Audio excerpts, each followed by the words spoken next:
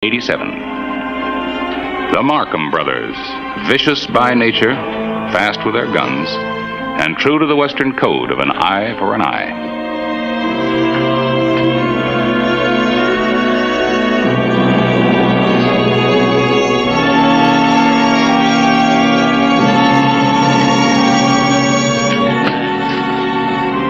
Come on, wake up. We've got a long way to ride. I'm getting some sleep.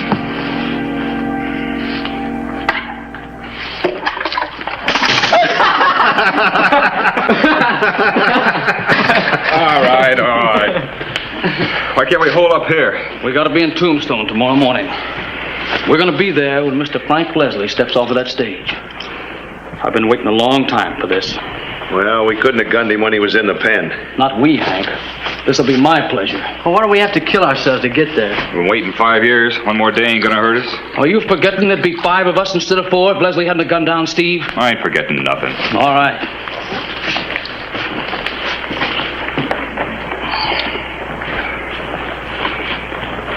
And I'm not letting Mr. Leslie forget it either.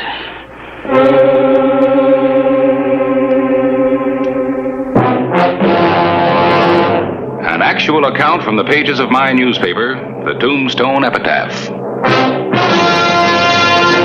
This is the way it happened, in the town too tough to die.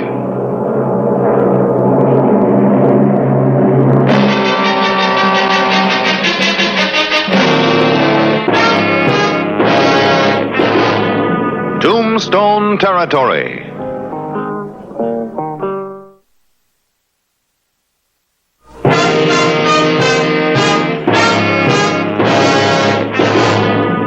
October 10, 1887.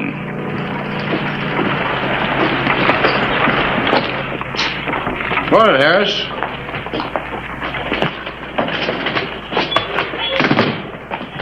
Frank Leslie comes in on the afternoon stage today. You want an orange? Well, haven't you something to say about Leslie? Guaranteed fresh from Sonora. It isn't every afternoon we get a paroled gunman back in town. Look, Harris. If Frank Leslie minds his own business and sticks to the terms of his parole, that's good enough for me. Well, maybe he will. 5 years in Yuma can do something to a man. We'll see. He owes it to Doris Markham. If she hadn't pulled important wires, he'd be doing another 10 years. Yeah, Doris Markham, sure one strong-minded woman. She sure is. And trouble with Leslie would mean trouble with her.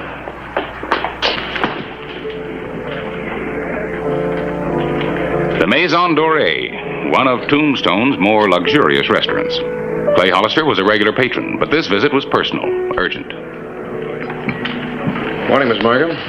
Oh, Sherry. Mind if I join you? Please. Oh, nothing for me, thank you. But I will be open for dinner. Your French cuisine's become a weekly must for the editor and me. Thank you. I try to make the menu of the Maison Dorée a little different. You've made it quite famous since your husband's death. You want to talk about Frank, I suppose. Just don't want any trouble. You don't think we do? Now, look. All Frank wants is to be left alone. He told me the last time we A talked. man behind bars will say a lot of things. Frank meant it. The only reason he's coming back to Tombstone is because of me. We're going to be married. What's Frank going to do when he hears that old story about how he gunned down your husband? 5 years is a long time. People forget. You're expecting an awful lot, Mrs. Markham. The whole territory knows that story. Steve was no good. He had it coming. He forced it. I was there. But the court found Frank guilty. I know I was the only witness. And a wife isn't allowed to testify against her husband. Well, it's all in the past now. All we want is to be left alone. As far as I'm concerned, you will be. But I'll drop over this afternoon and have a talk with Frank anyway. You don't have to worry about him. That's good. Because you know the first sign of trouble and back he goes for another 10 years.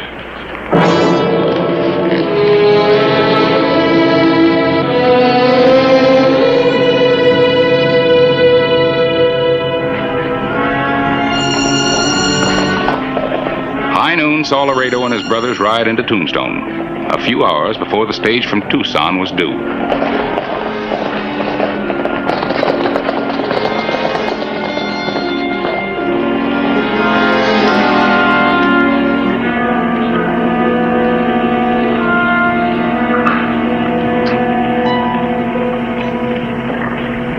Hard case is all right.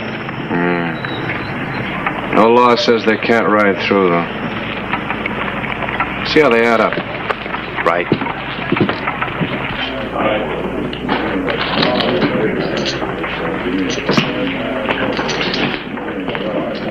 Barkeep says that stage will be in about 3 o'clock. Now, Slip, you go down and check on it. All right, deal him, Hank. Cut.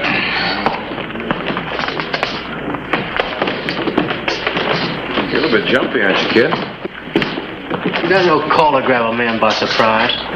Looks to me like you're still sprouting. I've sprouted enough to handle a gun. Not in Tombstone. Hold it. You wouldn't be aiming to shoot a man in the back, would you?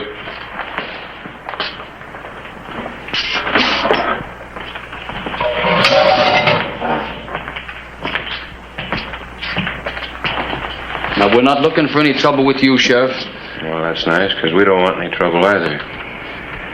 Since you seem to be talking for your boys, I'll give you a word of warning, though. I'm listening. Keep your guns holstered until you clear town. And suppose our business calls for other plans. Well, maybe you better change your plans, then.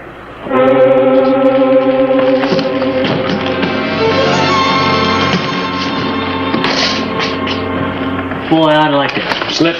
Now, take it easy, kid. We've got more important things to do. Now, you go on down and check that stage. Go on.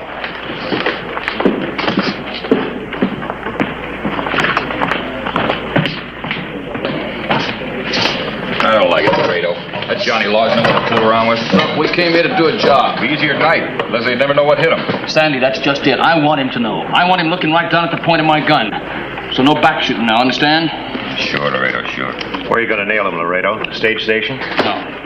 Now, where do you suppose would be the first place that he'd go, huh? The Maison. And we'll gun him right there in front of his lady friend. Steve would have liked that, Hank. Yeah. That Doris will be a little surprised meeting families you never saw before. The stage from Tucson rolled in on time. The man who had been known as the fastest gun in the territory stepped off. Buckskin Frank Leslie.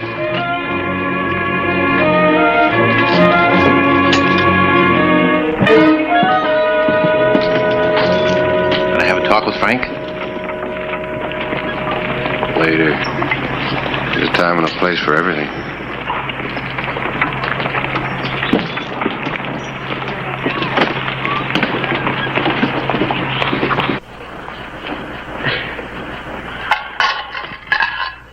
We got her all nervous. She's pretty, too. Keep your mind on what we're here for.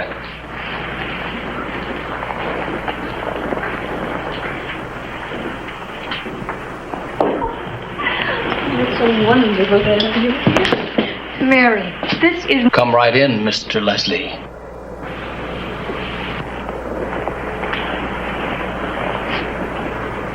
Step aside, Doris. What's the matter, Doris? Didn't Steve tell you about us? His brothers? They call me Laredo. This is Hank. Sandy. It's our little brother Slip. Now you stand aside, Doris.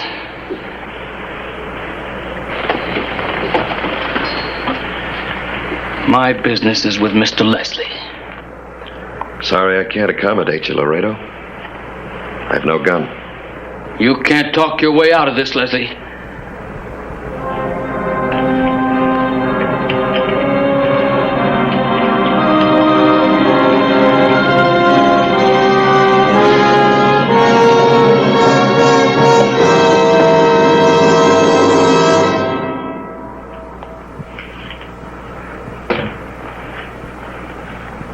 Now you pick it up.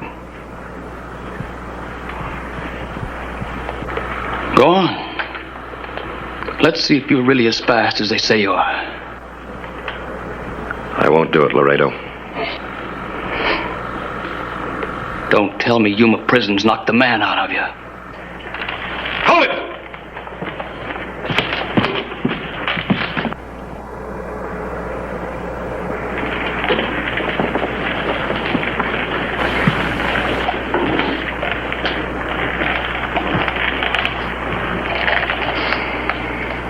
I warned you about trouble. We haven't been any laws yet. But I'll finish this when he's man enough to carry a gun. Frank.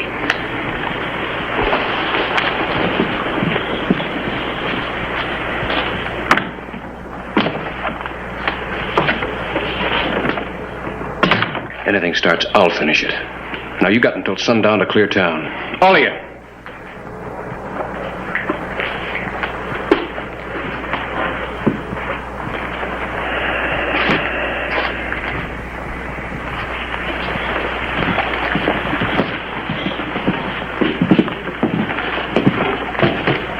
Why don't you give that kid a chance to grow up?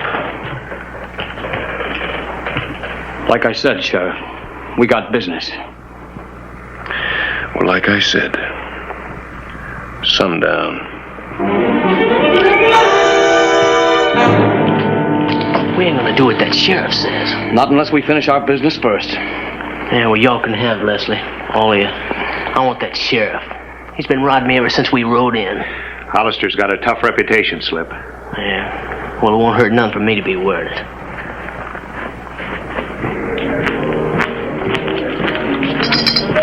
Gotta reply to your wire. No, thank you.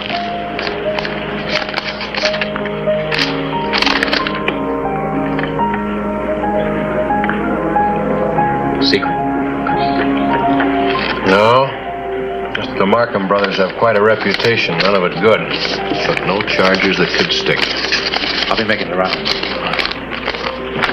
Clay, why don't you deputize his posse? That Sandy isn't a front shooter like the other three. You need a ring of men all around you.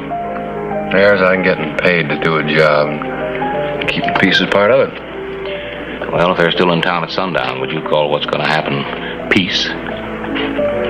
No, I guess not. And what about Leslie? So for his sake, he doesn't pack a gun. Breaking his parole. In his position, you think he'd go looking for trouble? Well, he doesn't have to look for it. It comes looking for him.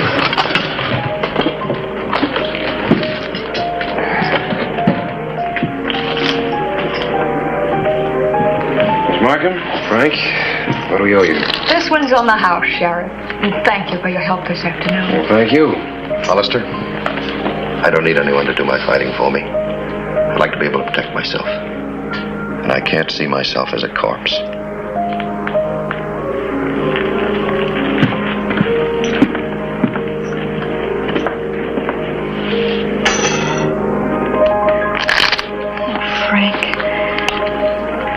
You've got to understand, we can't have any peace or life of our own until this is settled, one way or another. I've got to draw a hand. But Frank, your parole, it might mean another 10 years. Man's got a right to sit in his own game. I'll talk to Laredo. I'll make him see Steve wasn't worth fighting about. Look, honey, Yuma hasn't changed me that much. I'm not going to hide behind a woman's skirts. Or a sheriff's gun.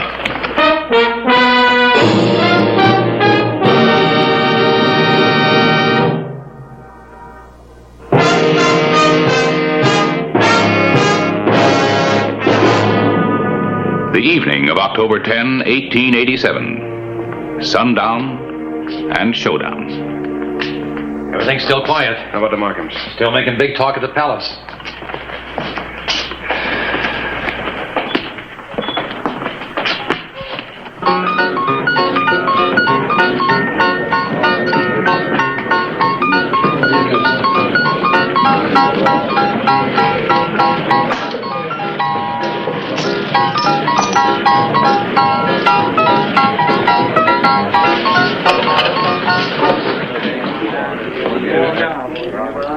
I'll call.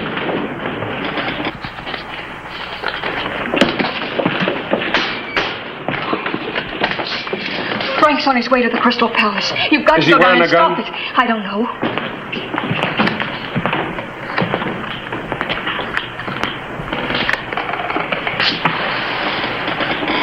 Well, you carrying a gun? I want to talk to you, private. There's only one kind of talk I'm aiming to do. Over a brother that wasn't worth it. Get smart, the whole bunch of you.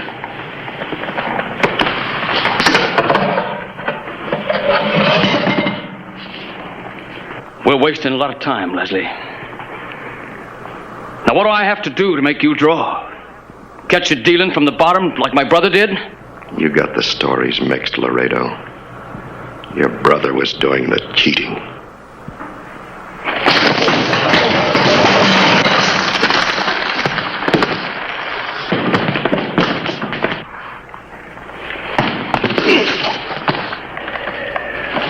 Got you again.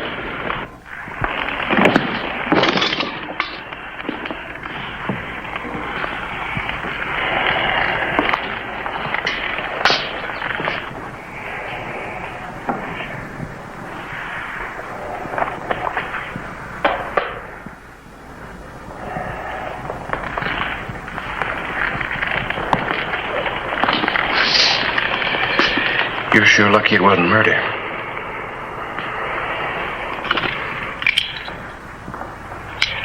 You got 30 more minutes before dark. Won't be any talk after that.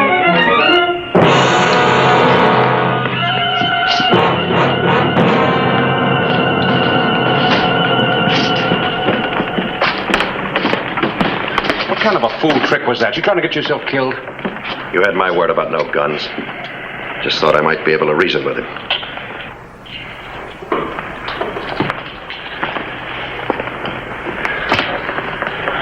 Looks like we're gonna have to take care of Hollister first.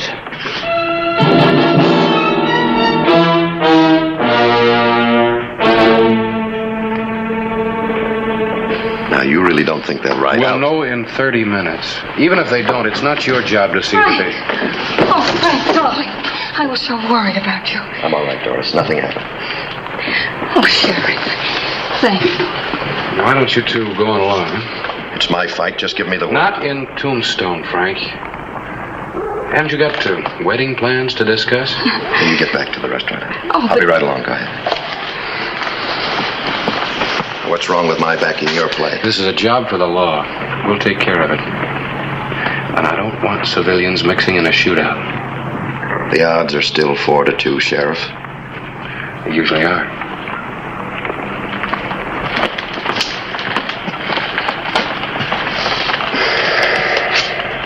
The sun's setting fast. Yeah.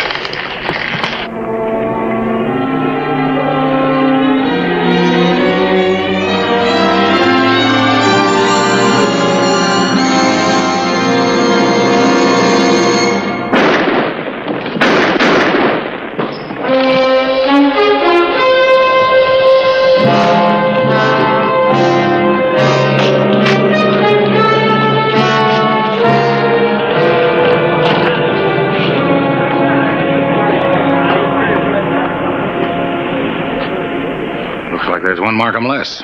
Somebody at the corner.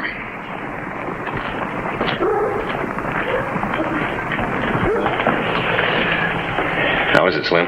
Clean through. I stopped worse.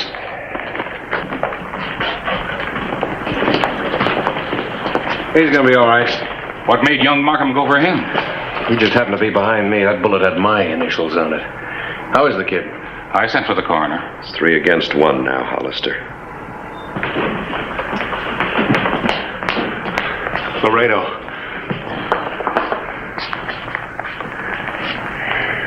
Slip's dead. Slip? What happened? That lawman.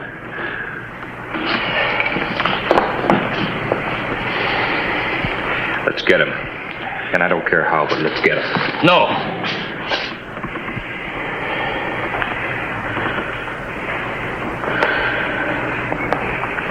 He'll come to us now.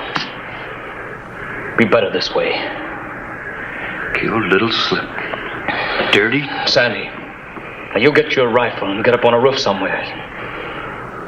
We'll take care of Leslie later.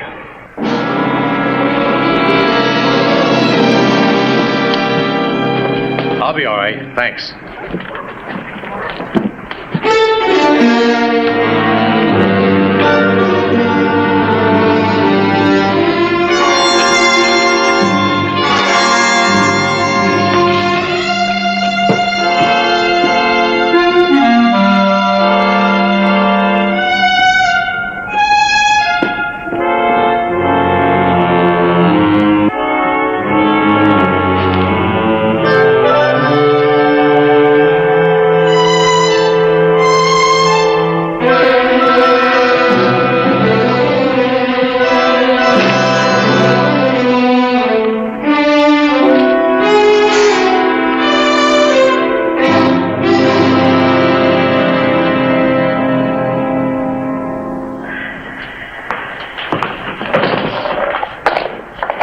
to deputize me, Sheriff. They want to be sent back to Yuma for killing another man.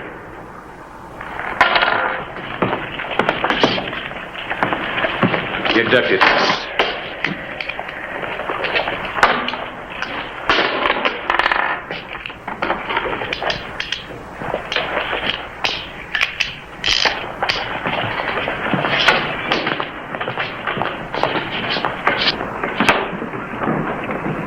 He's coming, Laredo, and he's not alone.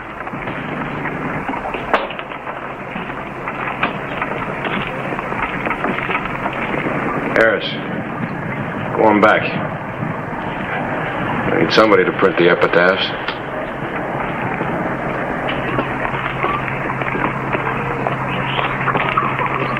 Watch yourself. There's just 2 of them on the street.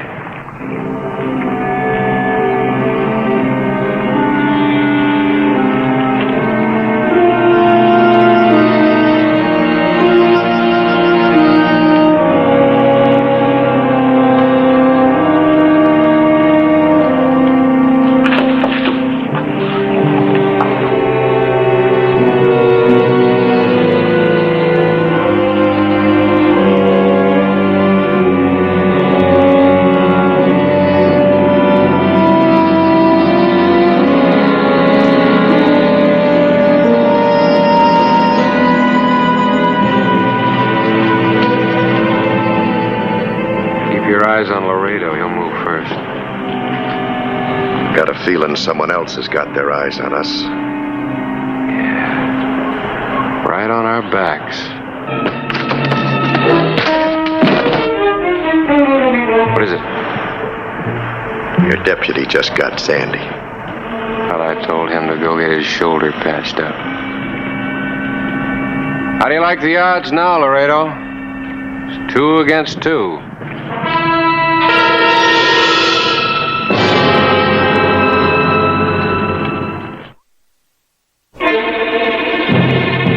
Here's your big chance, Laredo. To be famous or dead. All right, Laredo. Drop your guns.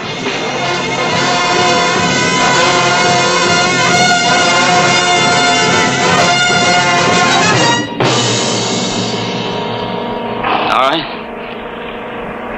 You come and get him.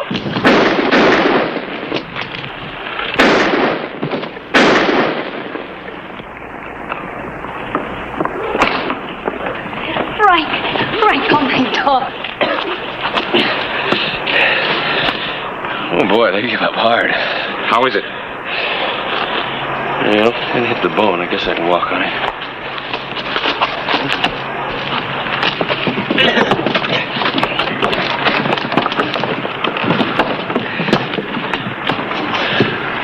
The thing that bothers me, Harris, that back shooter's the only one left alive.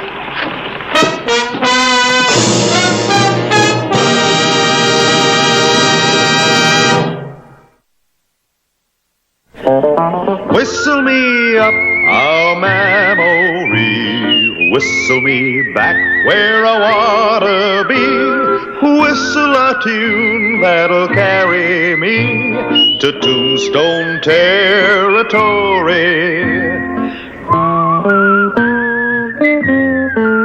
If your past has run afoul of the law, it's a handy place to be, 'cause your future's just as good as your draw in Tombstone Territory.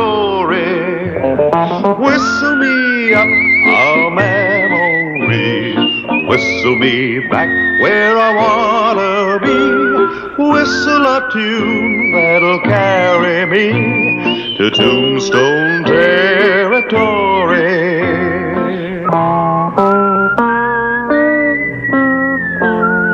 North of Tombstone, Arizona Territory.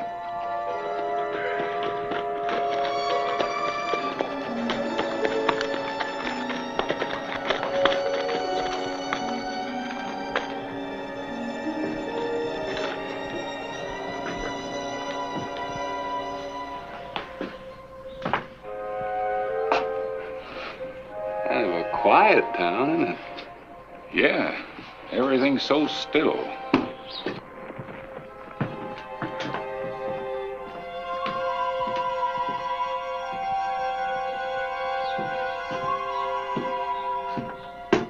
There's not a soul in sight.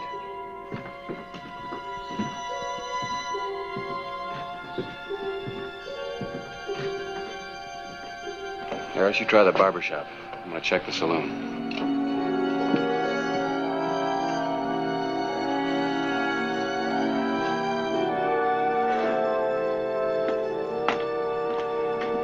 Nobody in there either.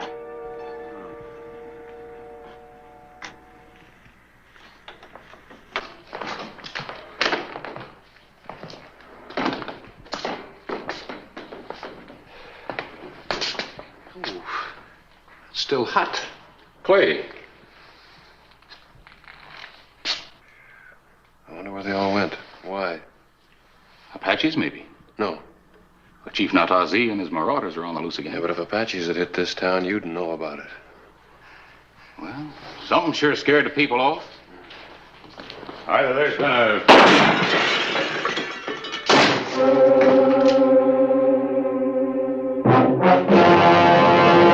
An actual account from the pages of my newspaper, the Tombstone Epitaph. This is the way it happened. In the town too tough to die.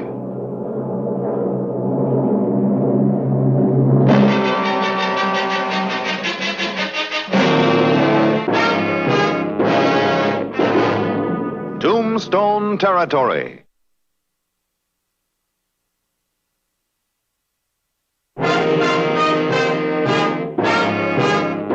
June 14, 1881. The sheriff of Tombstone and I swung through the small town of Osage on our way back from Fort Bowie to find it empty and deserted. Except for a mysterious sniper.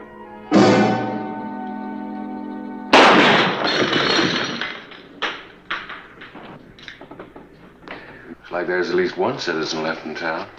Across the street, upstairs.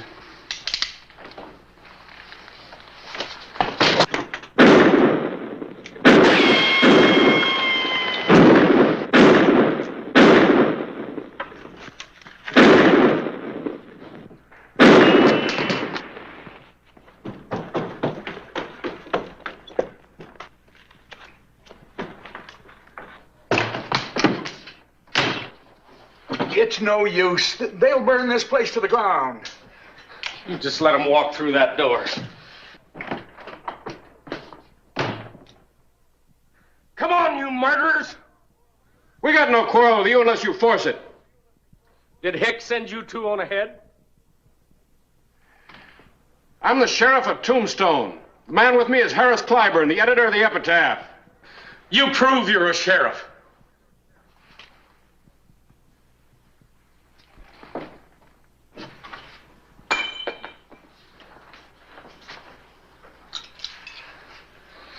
Figure it might be a trick. Hicks's raiders don't play no games like that. Come in.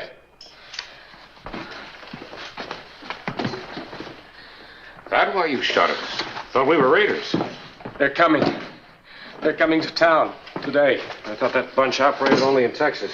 It's getting thin pickings for them there. Hicks put together a ragtag group of soldiers after the Civil War. They've been riding and raiding ever since. We got warning they were coming. Folks decided the best course was to evacuate. Well, didn't they know the Apaches are out again? Nothing else they could do. There's not enough gun hands in this town to stop those cutthroats and risk our women. How come you two stayed behind? Ned's sick. It's his heart. The doc said if we was to move him, he wouldn't make it. Well, you're not sick. Ned's my brother. The doc went with the rest of them. Harris, I better go down to the telegraph office. See if I can get Doc Cunningham over here from Tombstone. He'll have to hurry. For the both of you. Oh, and listen. If Hicks and his men get in here before I get back, don't make a sound. You mean put up no fight at all? We wouldn't stand a chance against them the way things are. I want Hicks to find Osage deserted, a ghost town. Be no experience for him. Want to see what he does? I hope you know what you're doing. Yeah, I hope so, too.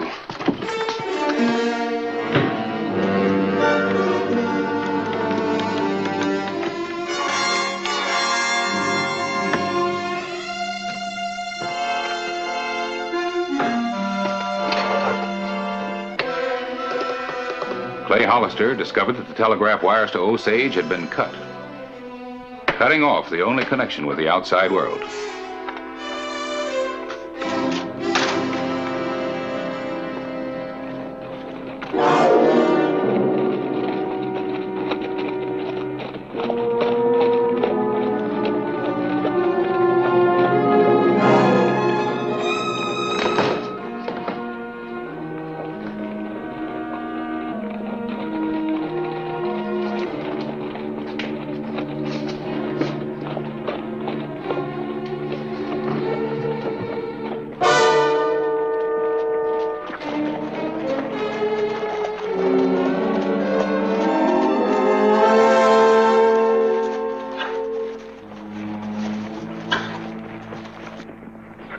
You desert rats. Wonder where they all are. Hiding in their holes. How'd they know we was coming? Who says they did? All right, boys, flush them out.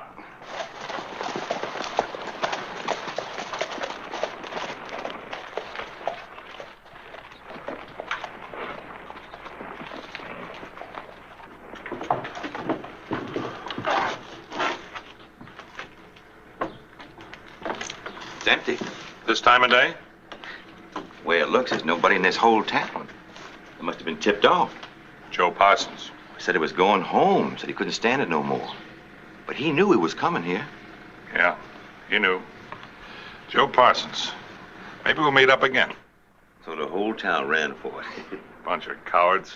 Well, Hicks, I guess you can't blame him. That's enough, Sheldon. You're beginning to think like Parsons. I'm thinking about the others we've lost. The ones that have been dying from hunger, from fever, and from gunshot wound. The ones that have been rotting to death, just plain rotting to death. Driven out of Texas to this. Now look. Hicks, I took all the money out of the bank. Vault's lying open, clean empty. Took all the purty gals, too. What do we do now, Hicks? Pick up their trail and go after them. They were scared enough to run. There won't be much fight left in them.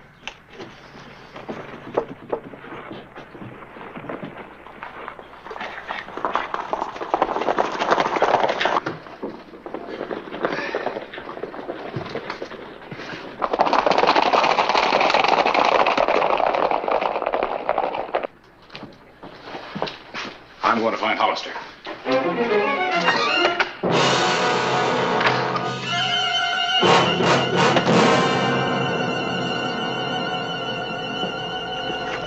Get your hands up, Lawman. Where'd you come from? Out of the woodwork? Y'all never figured he'd leave a couple of us here, did you? You're gonna find out. Drop your guns!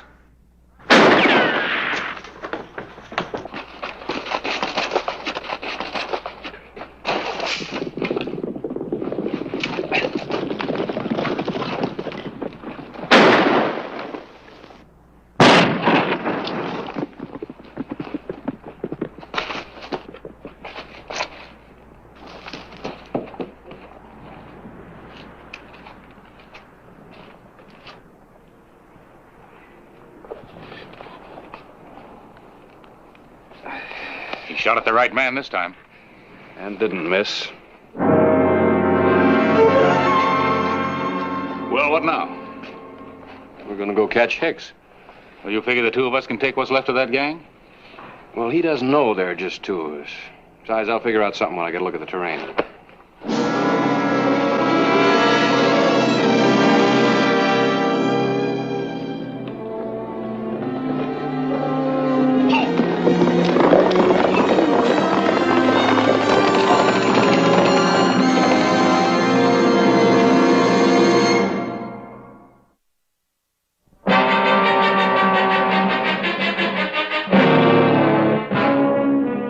Afternoon of June 14, 1881. In the windswept foothills of the Cabezas Mountains, Hicks's raiders had overtaken the fleeing townspeople and cut out the prizes they were after.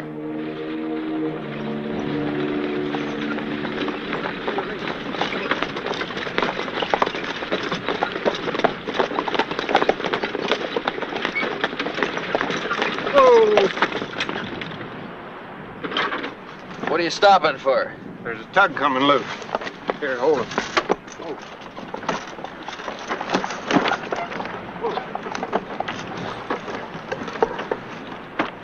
Hicks, why are we going back to that town?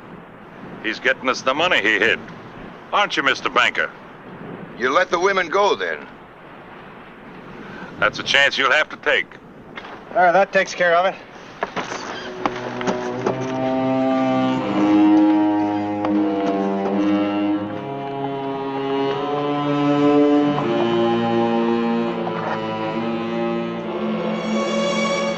Clay Hollister thought we had lost the trail. It was windy, wild Indian country unknown to either of us.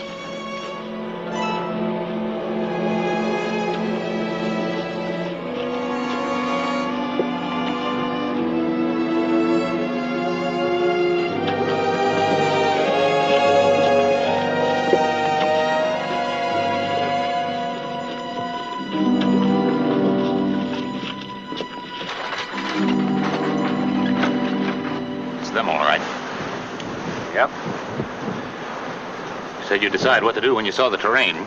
How's it look to you? Might do.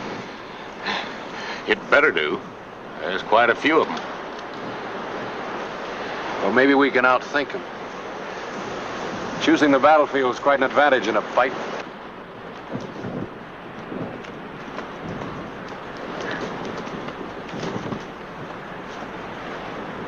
Harris, run the horses up in those rocks.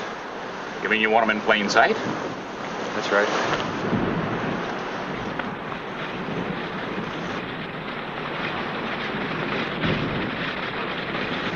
Listen.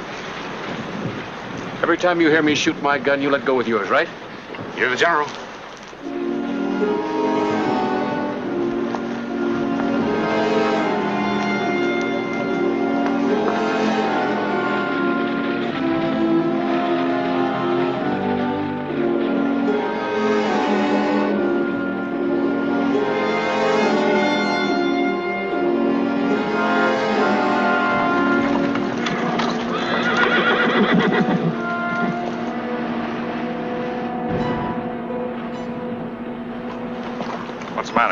I think I saw some horses up there moving.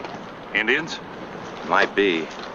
I hear say the Chief Natazi and these renegades have been raiding. He wouldn't want us. We're both in the same kind of business, except we work opposite sides of the street.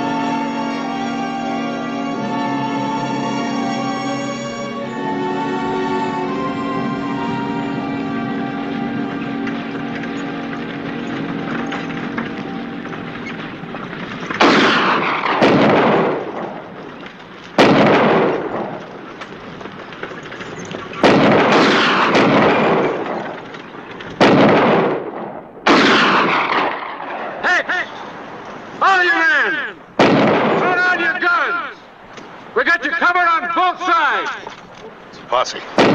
Telegraph wires are down. How would a posse know we were here? How would the whole town of Osage know we were coming? Looks like Joe Parsons double-crossing us good. You gonna drop him, Hicks? How many you figure are? No, tell him. You hear me, Hicks? Let him get in the wagon. We're going through that pass.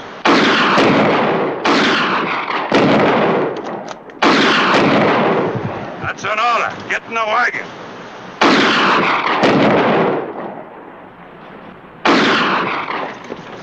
Get the women and the old man up front. If they start throwing anything at us, it'll get them first. Wait a minute. I'm not taking any more arguments from you, Shelton. We're gonna fight like men, like soldiers, or we won't fight at all. I'm not gonna tell you again. Now listen to me.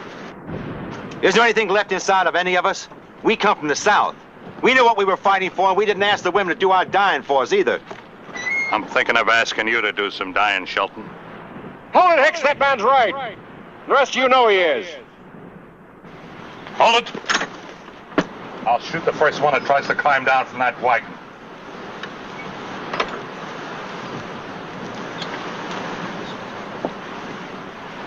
Now, Shelton. Hicks! All right, I'm in charge now. Ain't nobody aiming to oppose you. All I can say is that we're not only outnumbered, but we're outmaneuvered no matter which way we turn. Anybody want to contradict that? The end's been coming for a long time, and there's only 4 of us left. All right, toss your guns in the road. You heard the man.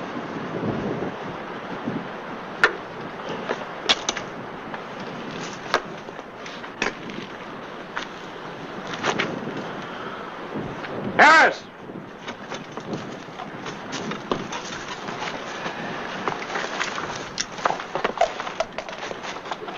Where's the rest of them?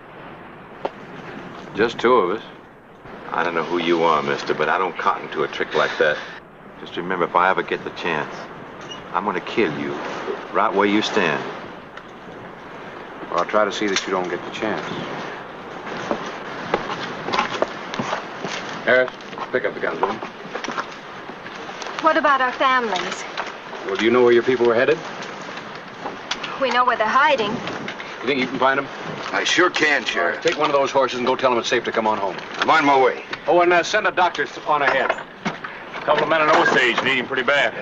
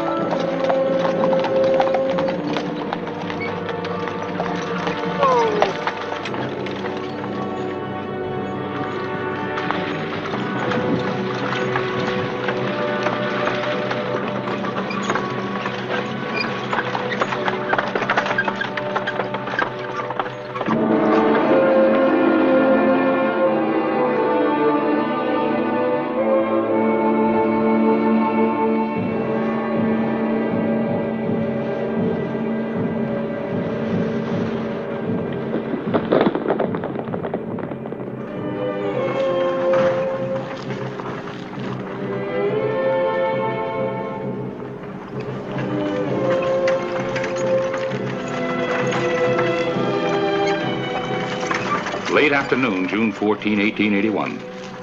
The gamble had paid off, but there was still a scent of battle in the air.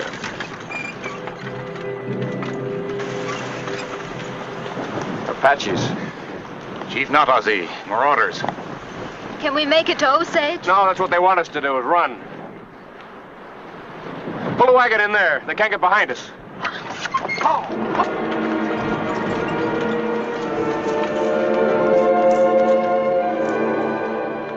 We knew we were hopelessly outnumbered. Clay Hollister had made a dangerous decision. Come on, hurry up. Now get behind the wagon, quick. Harris, untie them and give them their guns. Yeah, guess we have to. You think they'll attack? Well, what do you think? We haven't got a chance. About the same chance Hicks used to give people. Wouldn't be us they want. They're after the women. Sheriff, give me my gun back. I'll try to keep my promise to kill you. You won't have a chance. You'll be too busy shooting Indians. Besides, I'll be behind you. I'll take care of you later. Get back in the wagon.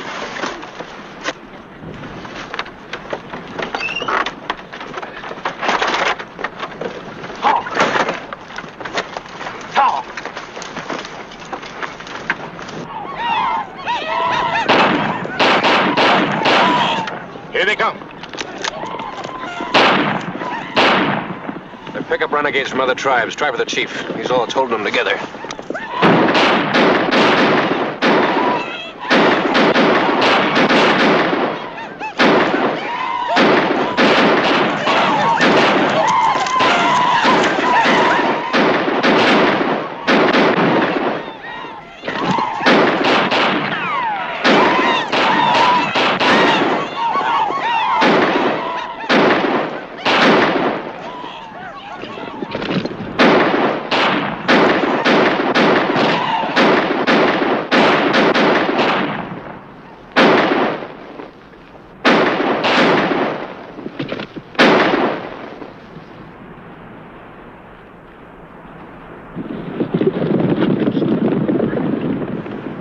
Over? No, ma'am. They'll be back. That's just the first skirmish to test us. Oh, here they come again.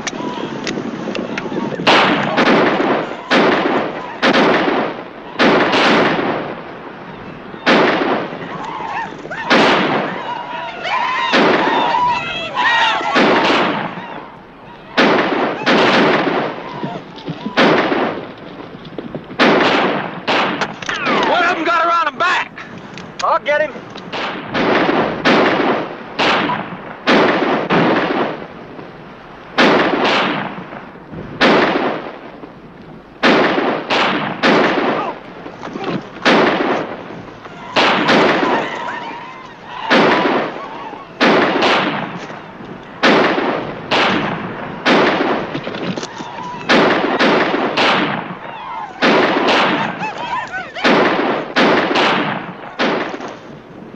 Dead. Jack! You think, Harris? We're nearly out of ammunition, Clay. And they know it. Next time they'll ride right over us. Well, what do we do? Die here with a purpose? Or die later?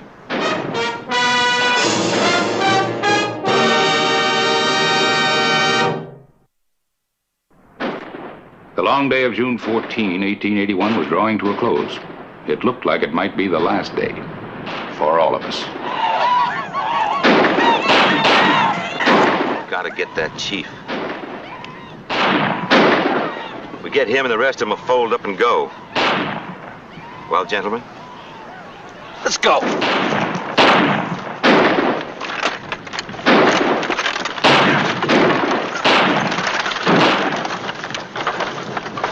They're running for it. No, I don't think so.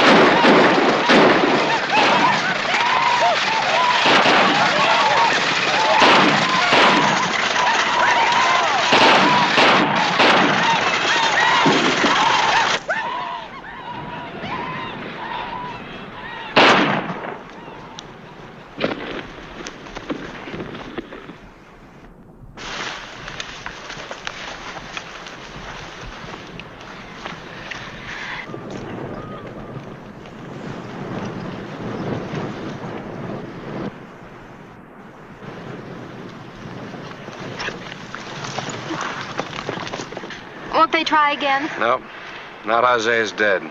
Thanks to the last of Hicks's raiders. And the last of the fighting Confederates.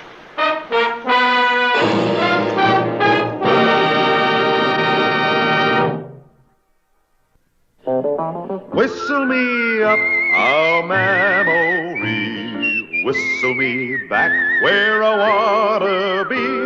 Whistle a tune that'll carry me to Tombstone Territory.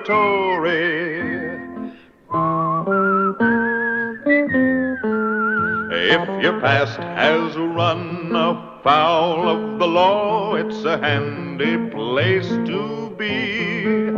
'Cause your future's just as good as your draw in Tombstone Territory.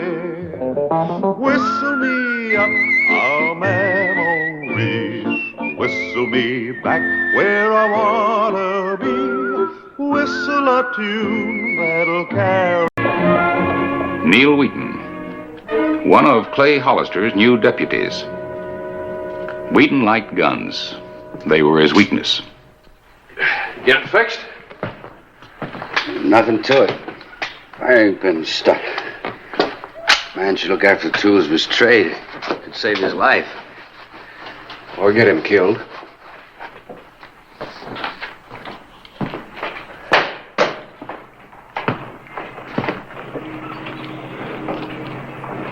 You You going to the funeral? Them things depress me. I think you ought to go. You being there ought to be enough. Ordinarily it would be, but this time is different. What's so different about it, Clay? You killed the man. An actual account from the pages of my newspaper, the Tombstone Epitaph. This is the way it happened, in the town too tough to die.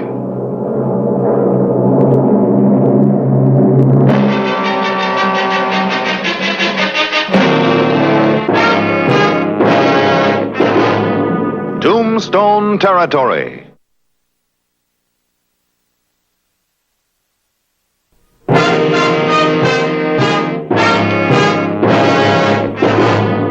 January 17, 1882. Another man had been buried on Boot Hill, killed in the line of duty by Neil Wheaton.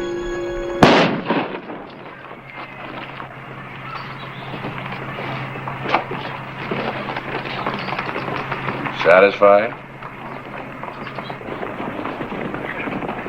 With a new gun, you have to be careful. Got to be checked out. They do that at the factory. Well, they claim they do, but I heard of a fellow once, had him a new 6-gun. First time he went to fire it, barrel was clogged and blew up in his hand. Nothing like that's going to happen to me. Oh, I don't imagine it will. I'm wanting to talk to you. Had a suspicion he wasn't hanging around for nothing. Look, I'll lay it right on the line. You go too fast for your gun. I do my job. Maybe you do it too well. You're talking loco, Clay. 3 weeks ago, I hired you because I needed another deputy. I hoped you'd make the grade. And ever since then, you've been in one shooting scrape after another. Wasn't any of it my doing. They all drew on me first. It's a peace officer's job to hold down trouble, not bring it on. Are you saying I'm fired, Clay? Let's just call it a warning. You're first and last. January 18, 1882.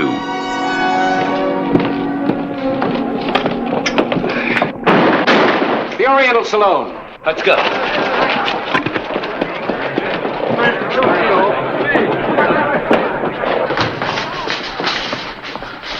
Look, nobody's gonna tell me when to leave.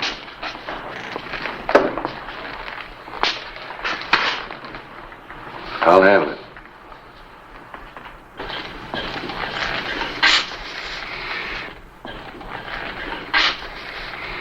All right, mister. Fun's over. Put up your gun. Keep out of this. This ain't none of your affair. I don't want any trouble. If you're smart, you won't either. Do like I say.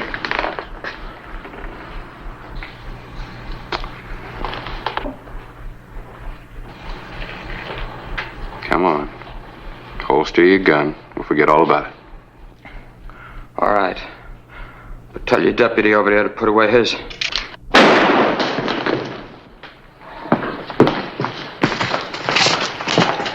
Is he... he's gonna be all right.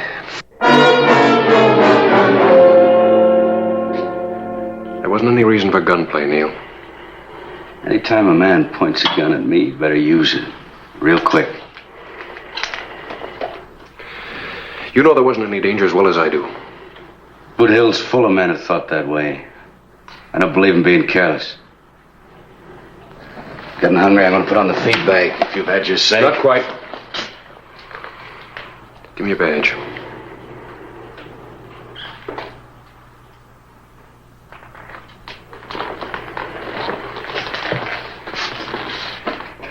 You're not right for a lawman, Neil. Your gun hand moves too quick. By the time your thinking catches up, it's too late. But Neil, remember this. This town is full of quick guns. There's always somebody just a little bit faster than you are. Not in Tombstone, there ain't.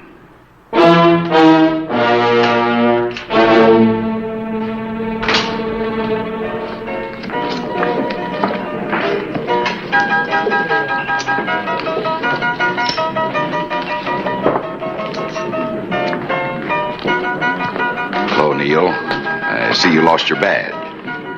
Yeah, permanently. Sheriff thinks I'm too fast with my protection. Have one on the house. No, thanks. Makes a man careless. I like to be able to tell my friends from my enemies. Got any plans as to what you're going to do now? Mm-hmm. Thought maybe I'd come to work for you. Doing what? Thing I do best. Got a nice place here, Richie. Nicest in town. Could be better with protection. Well, we've got Hollister and all the other deputies. Sure you have, but they can't be everywhere at once. If you had your own gun on the premises, it could save you a lot of headaches. Sounds like a good proposition.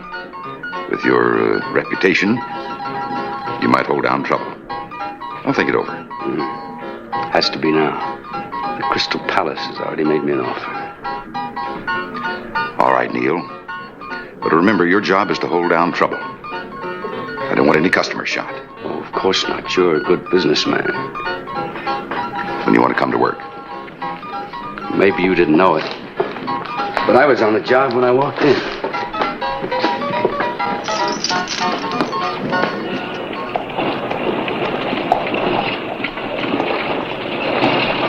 Oh, Harris. Hello, Clay. Ready for some dinner? Oh, I can't right now, Clay. Say, I hear you fired Neil Wheaton. Come on, that's yesterday's news. You ought to read the epitaph. The most interesting item isn't in there. I didn't get the information till after we'd gone to press. Your ex-deputy has a new job. House gun at the Oriental. I thought Richie had better sense than that. I can see the future headlines now. Violence flares at the Oriental. Neil Wheaton, former deputy, was forced to shoot. All right. I know how it'll read.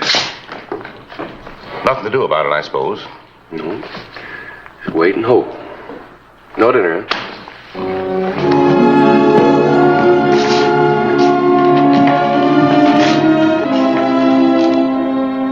January 25, 1882. Neil Wheaton had been on his new job a week.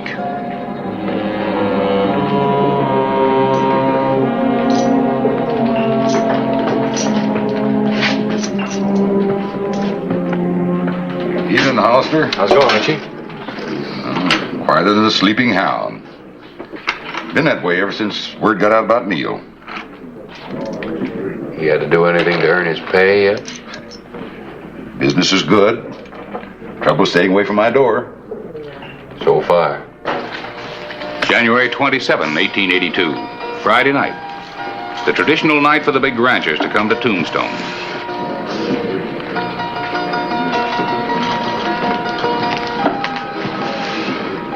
It's too cool a night to be sweating, Richie. It's been a bad night for my house men.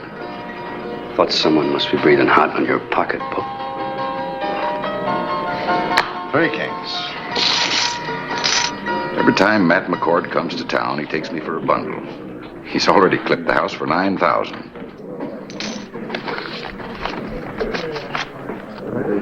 Oh, he wants more money. I better get it out of the safe.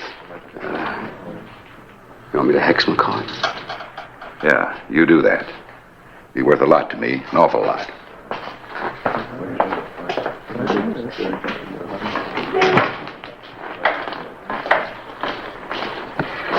I'll raise 200.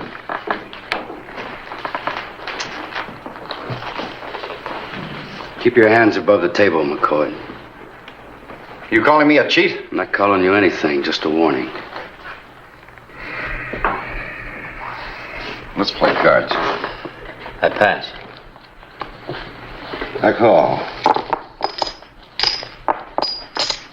3 ladies. Beats 3 jacks. That's all, gentlemen. This game's called for tonight. Something new, ain't it, Wheaton? Just decided to put it into effect. Do you mind? Suits me. I can find plenty of places to gamble. Not if you win the way you did here. I'm not looking for a fight, Wheaton, but I'm not backing down from one either. Then we understand each other. I don't think I know what you mean.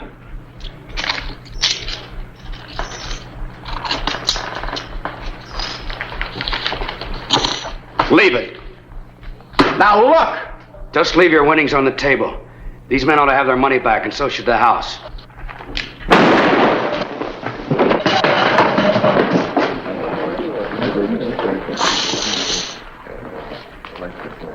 McCord won too much and too often, to be honest. If he hadn't been a cheat, he wouldn't have drawn. Have you gone completely loco? Why'd you want to do a thing like that? You wanted the game broken up. It was your idea. I didn't say anything about gunning McCord. You said to hex him. You were fired, Neil, as of right now. You said it'd be worth a lot to you. You owe me $500 and a raise in salary, and I'm sure you're a man who pays his honest debts. That's blackmail. Let's say it's good business, huh?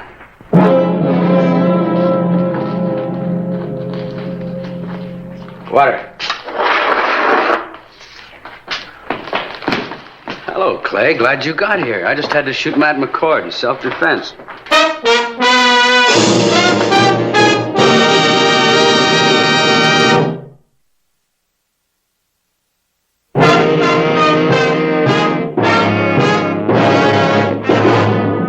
January 27, 1882. Later that evening, Clay Hollister investigated the killing of popular rancher Matt McCord. What's your version? Well, after Neil accused him, Matt reached for his gun and I defended myself. You keep out of this. What are you getting all worked up over, Clay? It ain't as if I gunned him down without a chance. McCord wasn't any hand with a gun. Man wants to act like a fool. Ain't my lookout. From what I hear, you didn't give him any choice. Did you see it? I don't know about the cheating part, but I heard McCord went for his gun first. Sorry this happened, Hollister. Hiring Neil seemed like a good idea at the time. Well, I can't blame you much. I made the same mistake myself. Thing to do is what I did. Fire him. Well, maybe it won't happen again. I'll give him one more chance. Sure it'll happen again. Another legal murder for Neil Wheaton. He's got you real scared, hasn't he, Richie? Of course he hasn't. If I want to get rid of Neil, I'd do it. Now let's have one on the house and forget all about it. No, thanks. I had enough for tonight and from now on.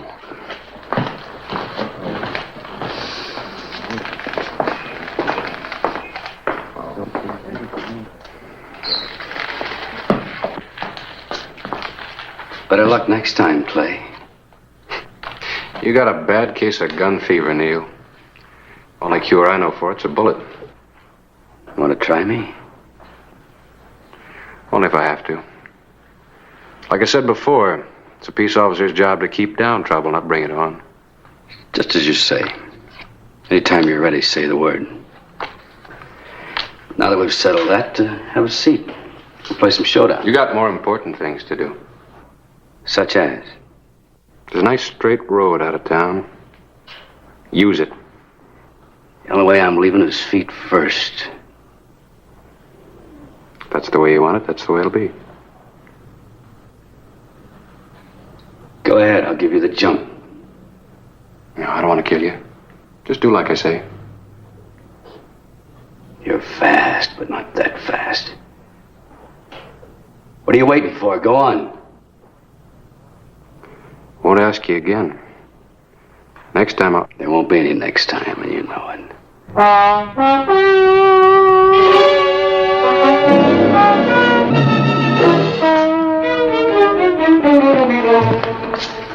Some said Clay Hollister had walked away rather than face Neil Wheaton's gun. In Tombstone, that wasn't the popular thing to do. Hello, Clay. Yes? You know George Pickett and Walter Henry. Take a seat. This isn't a social call, Hollister. Matt McCord was a friend of ours. We want to know what you're going to do about his killing. I've already served notice on Neil to leave town. Doesn't seem to have registered too strong. He's still around. Still working for Reggie, too. We don't want to pressure you, Hollister. But if you don't do something about Wheaton, we will. Like what, for instance?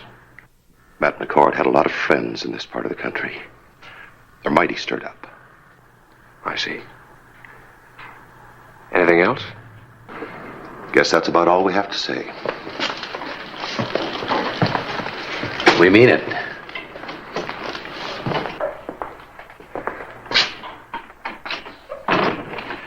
As you can see, people are stirred up. Yeah, well, it's That's a funny thing about people. They love to see a fight, but they're so sad when somebody gets killed. Well, that's human nature. You got a reputation to uphold, Clay. If you don't act soon, you might have to leave town yourself. I wouldn't like to see that. Well, what do you want me to do? Pick a fight and force a shootout? Well, I'm a peace officer, not a hired gun. I didn't mean to shout at you. If it helps, go ahead. Well, it helps, but it doesn't change the situation. I think I'll take a walk. Any place in particular? Have a talk with Neil.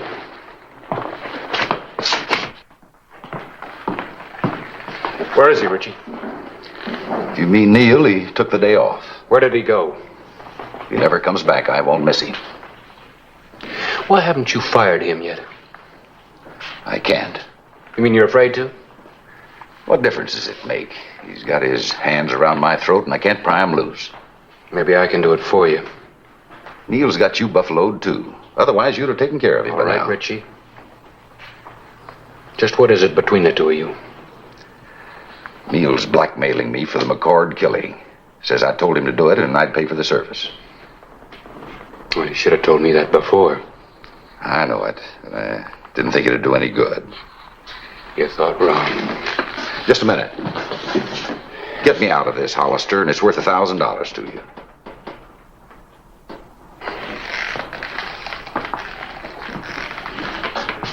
You never learn, do you, Richie? What do you mean? You can't buy everything. This is my job. That's what people have been saying. You tell Neil that I'm looking for him.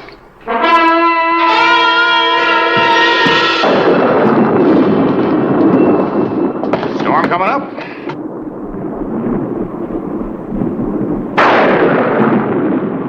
Yeah. The afternoon of January 29. It was to be a day of decision.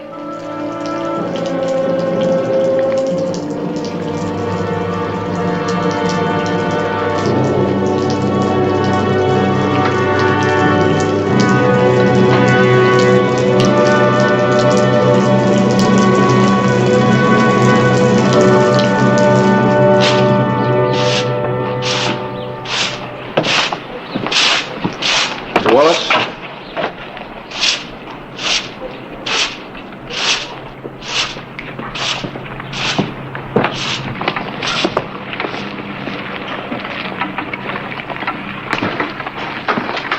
Harris?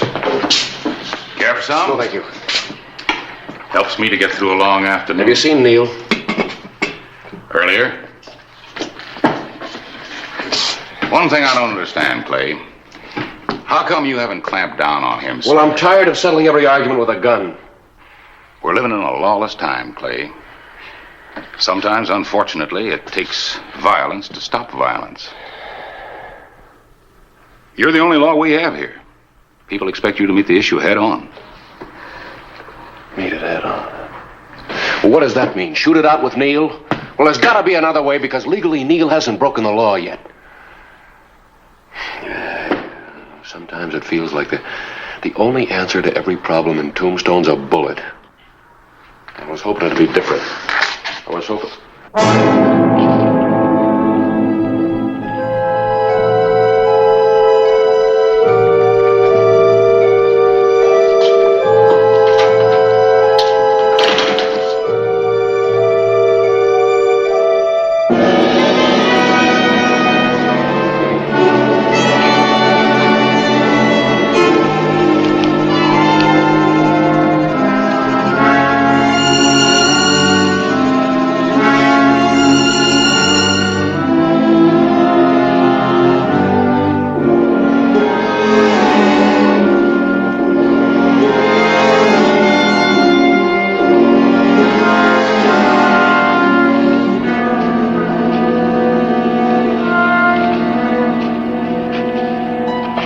Talk to me, Clay. I do.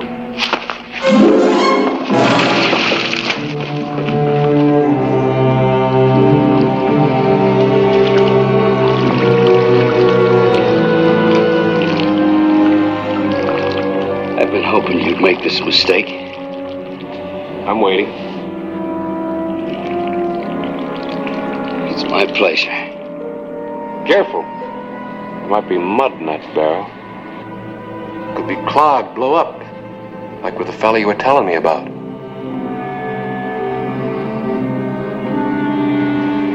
What's the matter, boy? Don't you like the odds? Well, they didn't favor McCord either, but he took the chance. You say you've been waiting for this. Go ahead.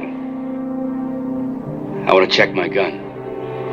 That'd be a mistake. You make one move for your gun, I go for mine. You're pushing me to an unfair fight. I'm pushing you to leave Tombstone, boy. I said the only way I'd leave was feet first. That's what you said. Chances are there isn't any mud in the barrel. Then the chances are it won't blow up in your hand. Now go for your gun or move out.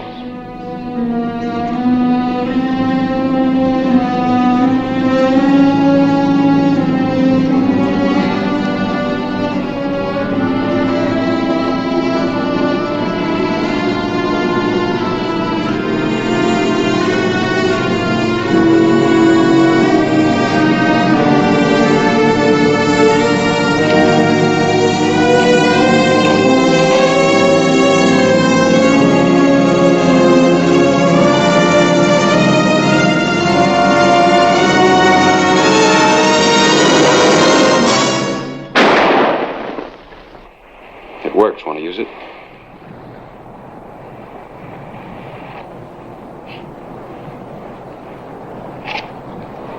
You're a lucky man, Neil. I'm giving you a chance to live. Take it. Out of town.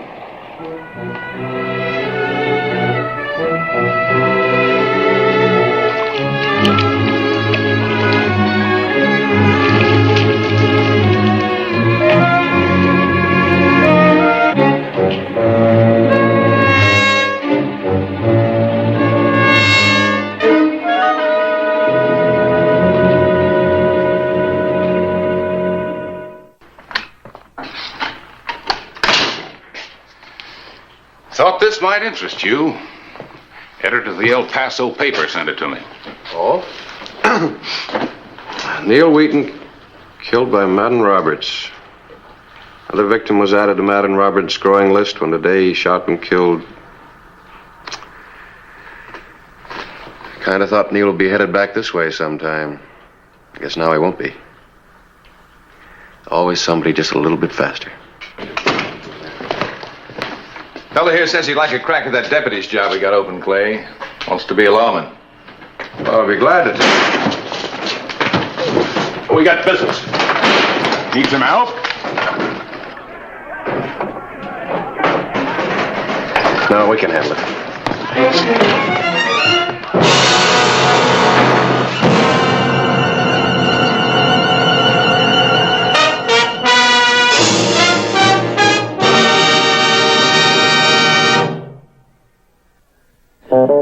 Whistle me up a memory, whistle me back where I wanna be, whistle a tune that'll carry me to Tombstone Territory.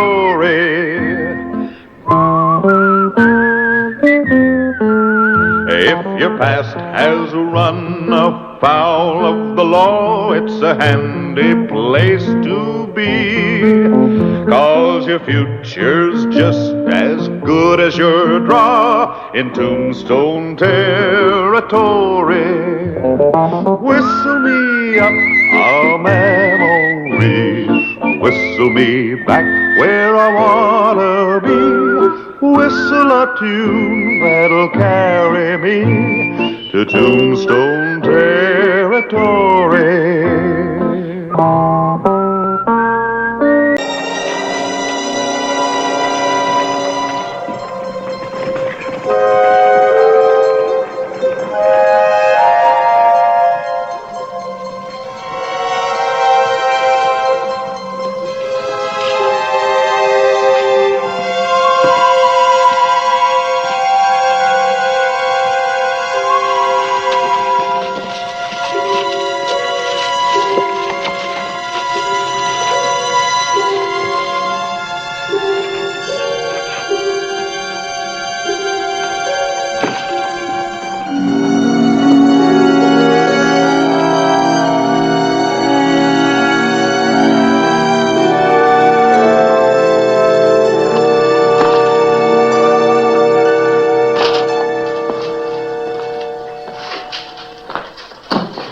morning, sir. I'll be with you in just a minute.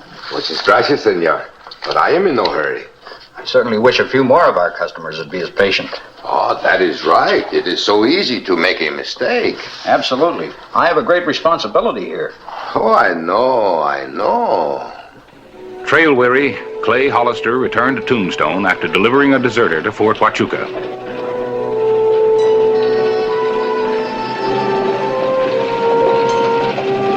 Heavily armed men from Mexico watched the sheriff pass.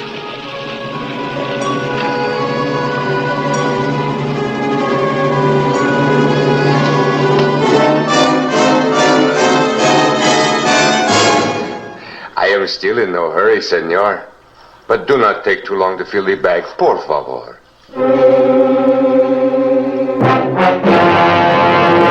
An actual account from the pages of my newspaper, the Tombstone Epitaph.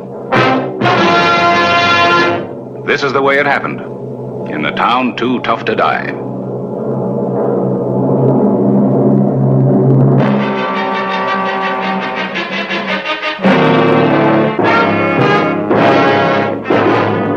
Tombstone Territory.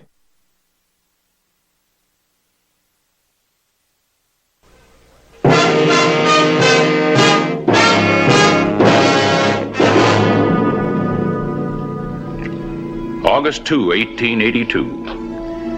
Unsuspectingly, Sheriff Clay Hollister had ridden past while the notorious Augustine Ramirez was robbing the Bank of Tombstone.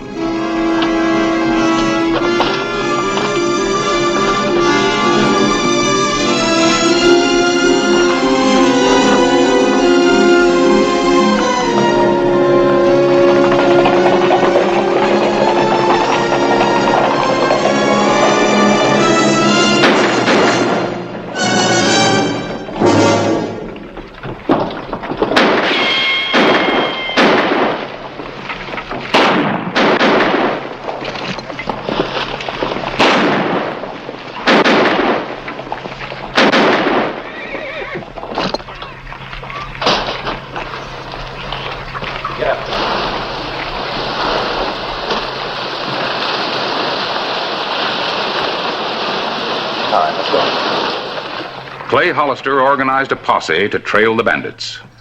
Jim and I jailed Ramirez and two of his men. It was foolish of the sheriff to go after Sancho and the others. Long rides are so tiring. Maybe your next ride won't be so long, Ramirez. Oh, you mean... Está bien, it is fate.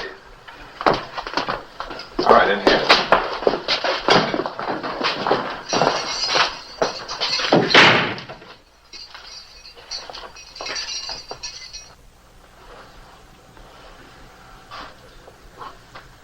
You're looking at me, senor.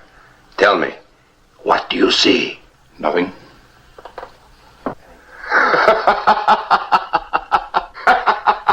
I'll send for the doc. All right. The night of August 2, 1882. No luck.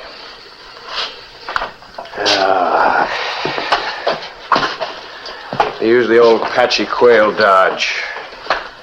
Just scattered into nothing.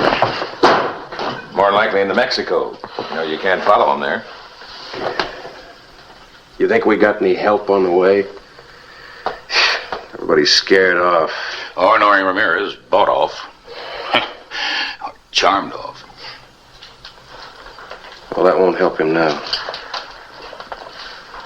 Jonas is dead. Ramirez will hang. No jail had ever held Augustine Ramirez. A hacksaw blade sewed in the seam of his jacket was his key to freedom.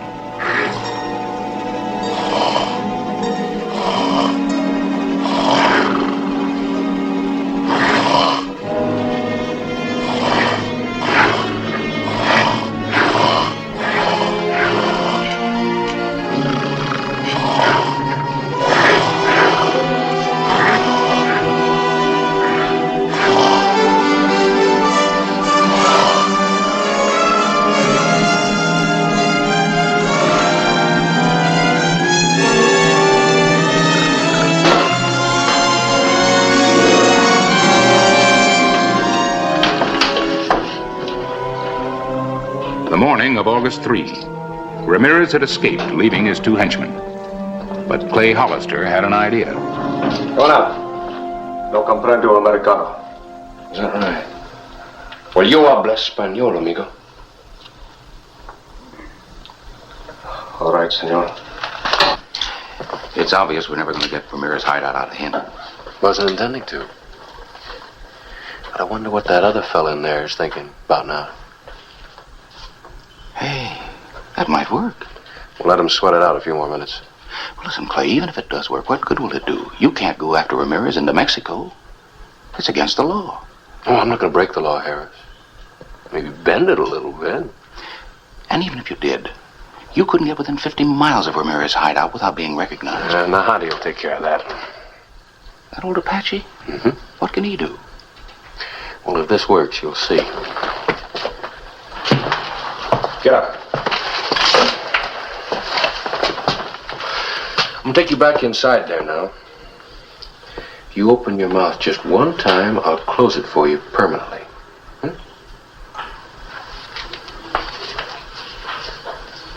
Can't have his buddy thinking he didn't resist a little bit.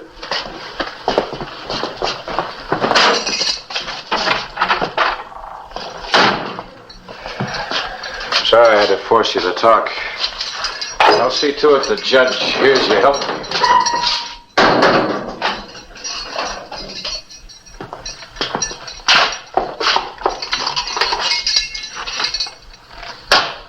Your turn, friend.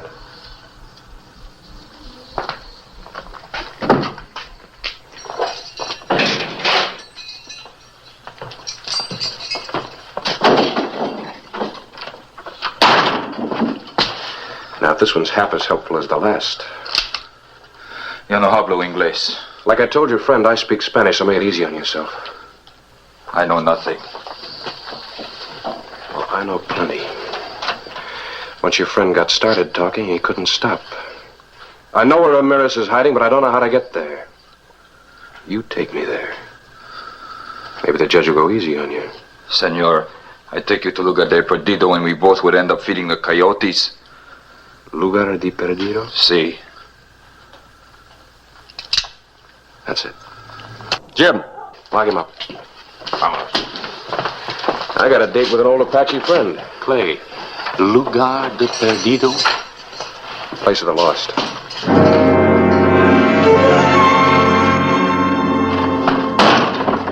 That could cost you your life, senor. You don't frighten me. I've been threatened by your kind before. Now get out of here. Well, if I can fool you, I can certainly fool Ramirez. Oh, Clay, you darn fool, you. Well, how do you like it? Well, I must say it's pretty good. What'd you use? Well, berry juice, a horse's tail, and one of the bandidos is going to be a little bit cold tonight. Horses. Clay is still not a wise thing to do. You don't even know where this Lugar de Perdido is. Now, look, Harris. If your name was Ramirez, and you were raiding border towns, and you knew the second you got across the border you'd be safe from territorial law, you'd have your hideout close to the border, wouldn't you? Yeah, I suppose so. I still don't like it. But you will help me. I think you need help. Now, look, sit down. What I need is this, a special printing job. August 6, 1882. In Old Mexico, Clay Hollister rode the border trails of the Guadalupe Mountains. The afternoon of the third day, Lugar de Perdido, the place of the lost.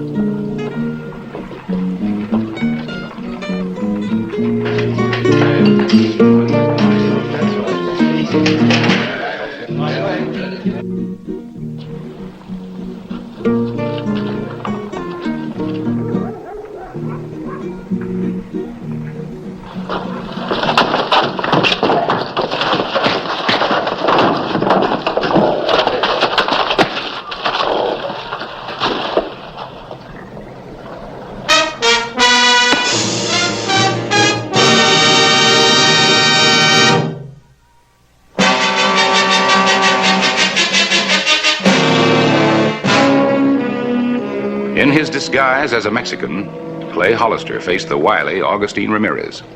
So you've come to pay us a visit, amigo, huh? This poster says you are called amigo. And this poster also says you're a very dangerous man. Tell me, amigo, are you a dangerous man? Does he look dangerous to you, Sancho? See, mi jefe, he does. You are so serious, my little one. So suspicious. Come. Ever since you have crossed the border into Mexico, you have been looking for lugar de perdido. Why? How do you know this? This is my country. It is my business to know. I have heard that a man can find safety in lugar de perdido. You mean a man such as you and I? Who are you? Sancho. I ask you who you are. Come.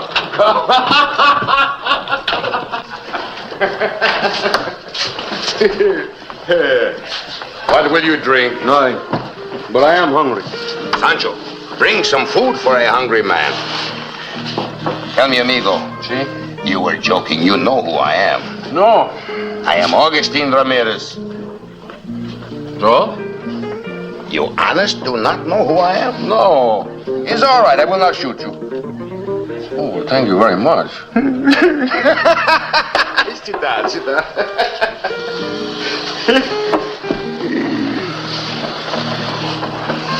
Sancho, the horses Miguel stole from Rancho Cortina, he still have them? See, mi jefe, he does. Tonight, I think we take them away from him. When I want something, I take it. When I do not want something, maybe I take it anyway. You want to come with us? It seemed to me kind of foolish to risk your neck for just a couple of horses. You are right. It might be dangerous. Oh, but not for you. You will have a dozen men out in front of you doing the fighting. No, just you, Sancho, and myself. All right. I'll come along and protect you. 10 o'clock tonight, then, huh? Well, I'm tired. I must have a place to sleep. Down the hall. The last room belongs to me. Por favor. Gracias. Here. Buy yourself a drink with the change. Well, we'll kill him. He's making fun with you. No. We are making fun with each other. And you're making me his serviente. To wait on him, to bring him food. Now you are talking like a niño. I say he's dangerous. Oh. The Americanos offer a reward. $500 for him. For me, $2,000. That is not what I meant. I know. I know what you mean. The sheriff of Tombstone rode with Ramirez, a bandit raid on another bandit.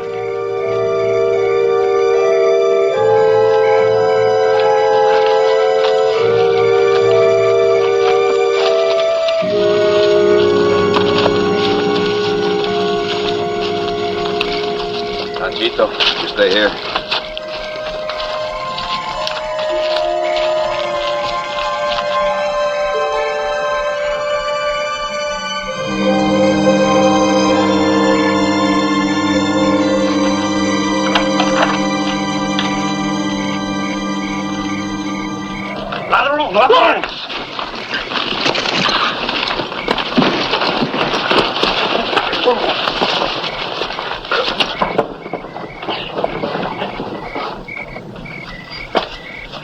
Muchas gracias, amigo.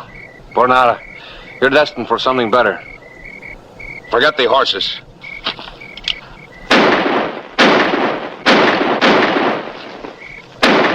Are you hit, amigo? Forget the horses.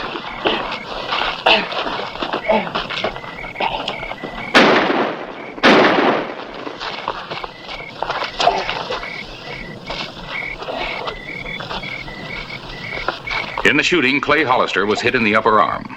They were forced to ride back empty-handed. Sancho, see what keeps amigo.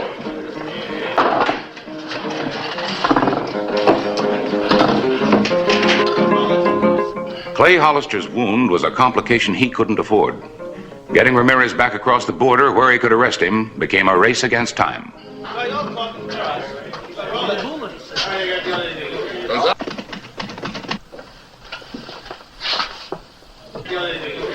Gonzalez.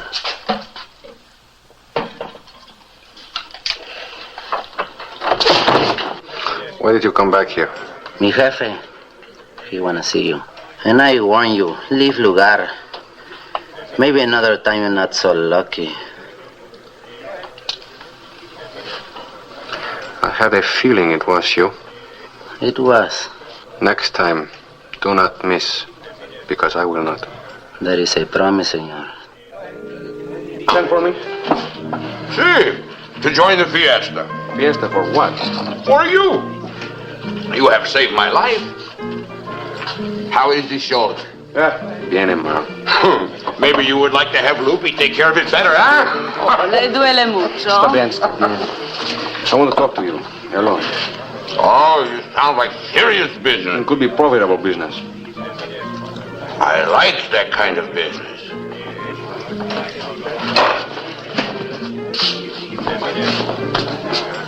You stay.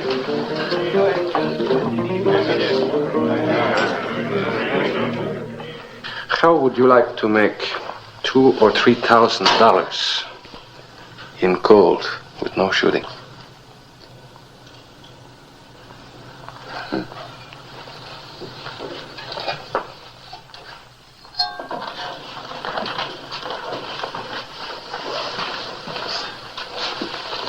In gold? In gold. How? The American colonel at Fort Huachuca has a son. And he loves him very much. And almost every day the son goes riding. With many soldiers guarding him. Alone. How do you know this? It is our business to know these things. You know about horses to steal. I know about people to steal. You are one interesting amigo. We could take a note to the colonel and be back with his son in 2 days. I like your business plan for stealing people. The morning of August 8, 1882. Sancho's horse is not there. We were not planning on taking him with us anyway. I know, but this is the first time I ride without him. Come on, you don't need him.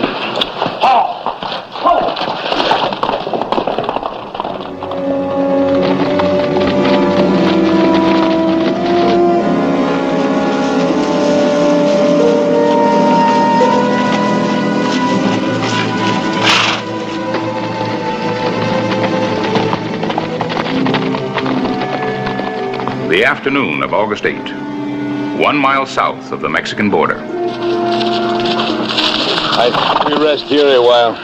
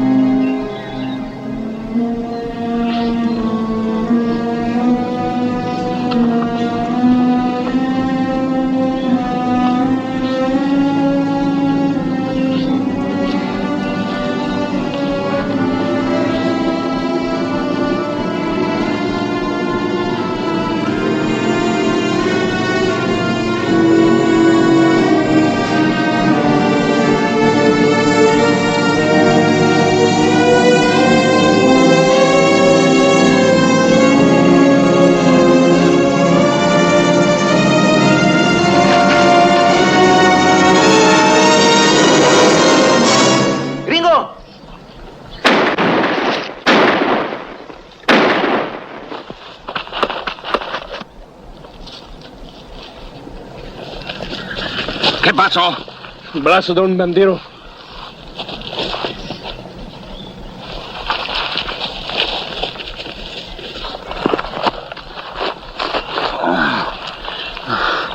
No es mexicano. Es un gringo. Sancho, mi muchacho. Sanchito.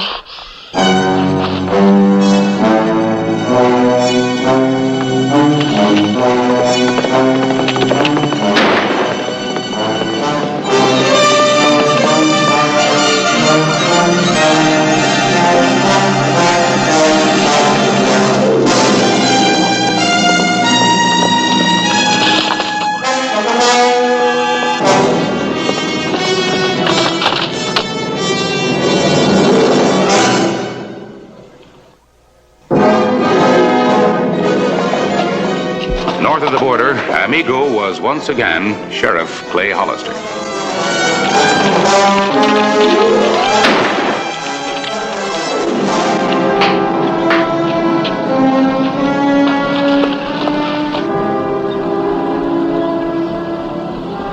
You're under arrest, Ramirez. You killed Sanchito. I don't want to have to kill you, too.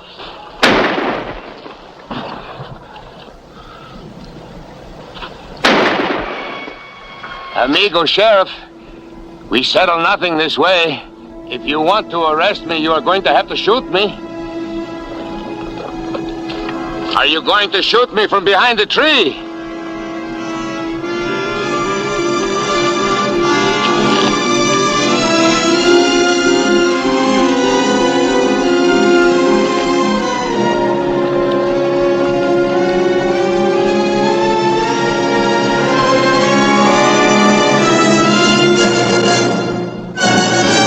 This is for Sanchito.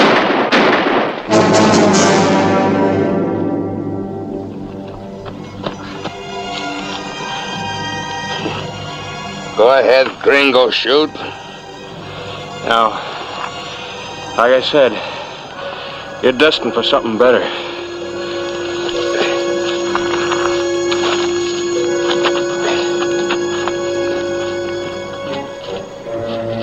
Augustine Ramirez was destined for something better. Tried and convicted, he was hanged on August 15, 1882. Whistle me up a memory, whistle me back where I wanna be. Whistle a tune that'll carry me to Tombstone Territory. If your past has run afoul of the law, it's a handy place to be. 'Cause your future's just as good as your draw in Tombstone Territory. Whistle me up a memory, whistle me back where I wanna be. Whistle a tune that'll carry me to Tombstone.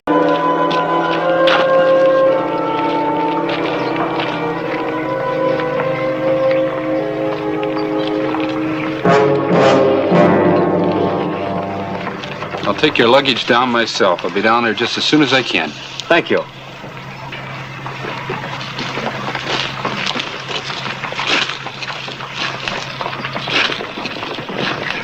That road could choke a horse. Who is he, Luke? Sure, I've seen him before.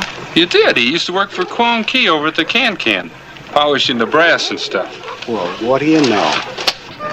A large Chinese population in Tombstone was centered between Fremont and Toughnut Streets. Lum Chen and the beautiful girl left immediately for the Chinese Quarter.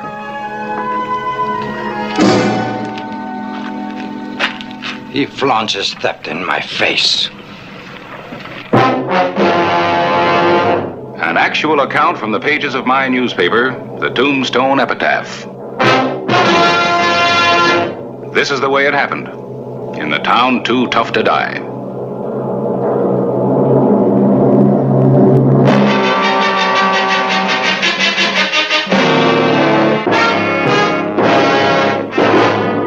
Tombstone Territory.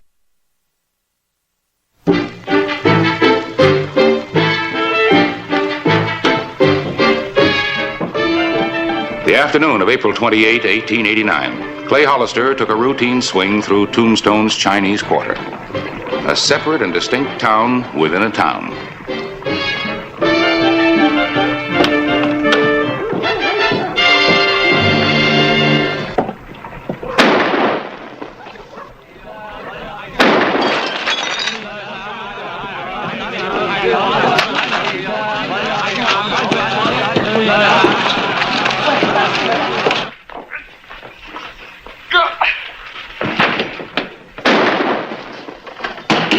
Open up!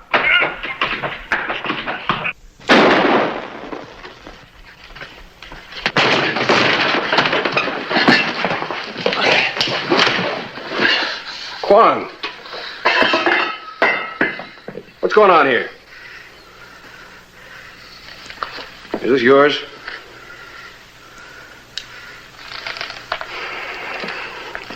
You gonna tell me what's going on, or I'm gonna lock you both up? Well, I'm waiting for an answer. The gun went off accidentally. 4 times? It's not a very good weapon. Oh. All right, that's the way you want it. You're both under arrest. Get moving.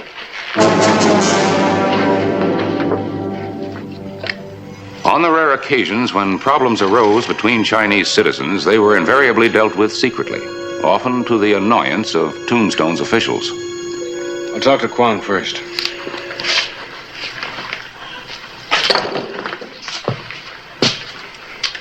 You ready to tell me all about it? It is a matter of no concern to any but ourselves, Mr. Hollister. A private matter. When men try to kill each other, it ceases being a private matter.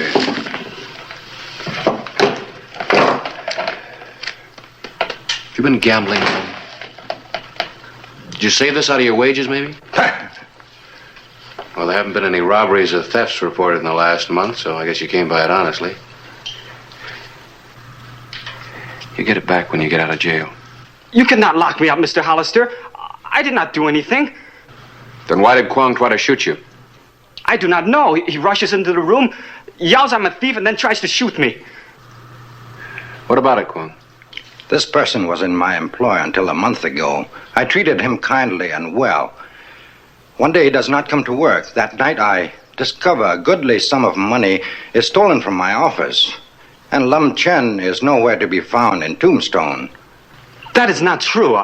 I did not steal from Quan Ki. This money is from my most revered uncle's estate in China. That is why I left so suddenly. I went to San Francisco to see my lawyer who wrote me a letter. I had to sign many papers before they would give me this inheritance. He is even a better liar than a thief. Wait a minute. You got any proof of this, Lum? The letter. I kept the letter from my lawyer.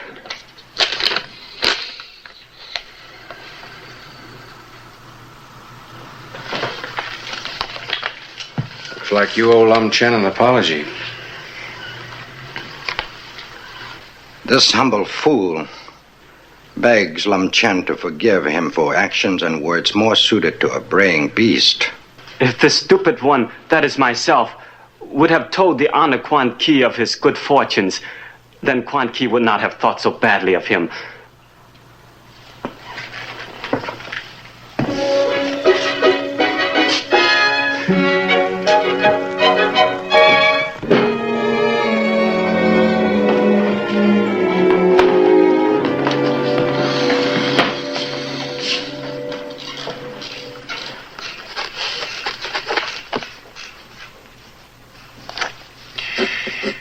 Well, there goes another good headline. Shooting in the Chinese Quarter. Kwong Ki, well-known proprietor of the Can restaurant, shot his former employee, Lum Chen. Guess you're just gonna have to be satisfied with the robbery in Kwong Ki's office. Oh, that'll make a fine headline. A month-old robbery. Oh, well. Oh, but don't print it yet, Harris. I'm working on something. Any leads? I've been trying to find Lum Chen. He might have some information. The inscrutable Oriental.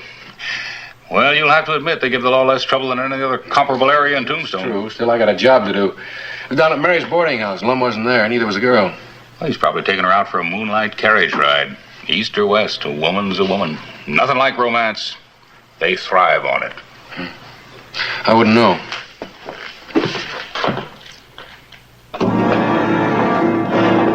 The night of April 28, two mysterious strangers appeared in the Chinese Quarter.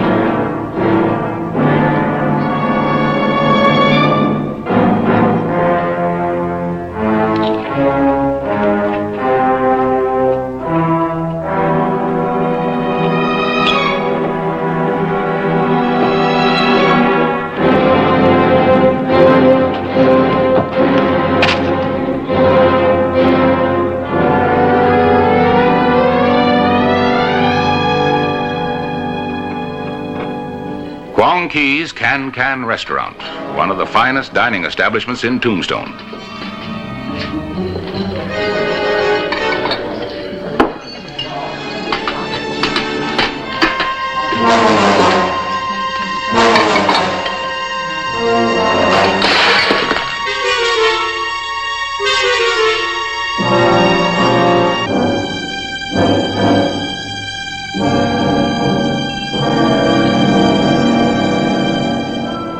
Sheriff Clay Hollister pressed his search for Lum Chen. He was puzzled by the scarcity of people on the streets.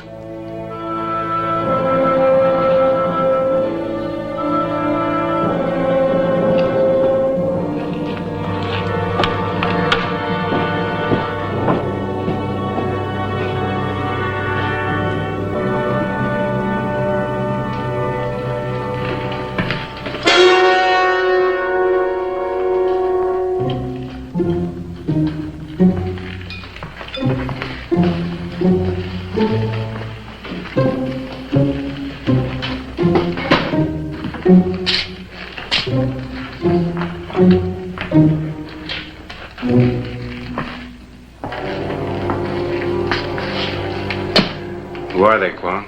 I haven't seen them around. Probably passing through town. They're sure big ones.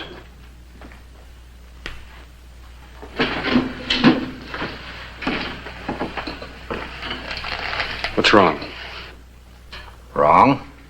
What could be wrong? I'm just wondering. You seen Lum Chen and the girl? I know nothing of Lum. Nothing. Yeah? Well, I came down here to ask him about the robbery. Your money. I'm sorry. I'm very busy. You will excuse me.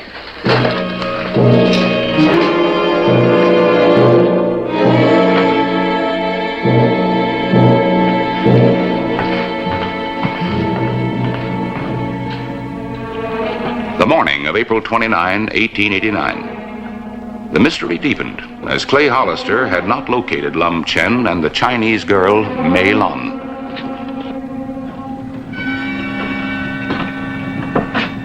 $10 on a Saturday morning. Usually you have to fight your way through the crowds down here on a Saturday. And the whole quarter's the same. Hasn't been a man, woman, or child on the street since last night. Maybe some kind of a religious holiday. No. Now something's got everybody afraid to move, Harris. You can almost smell fear.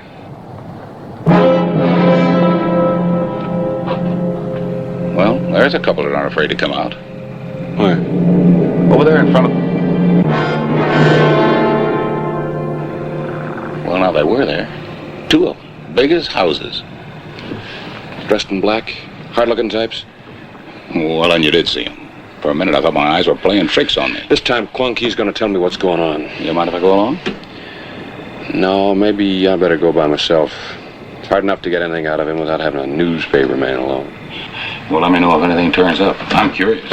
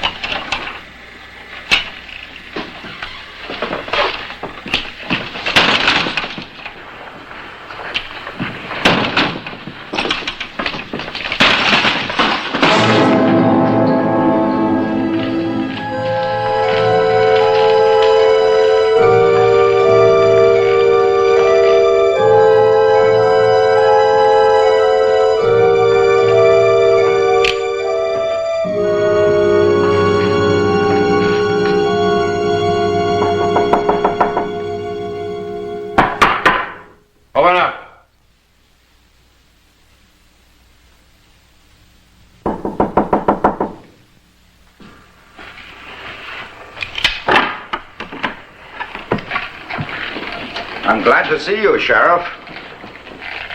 Who are you expecting?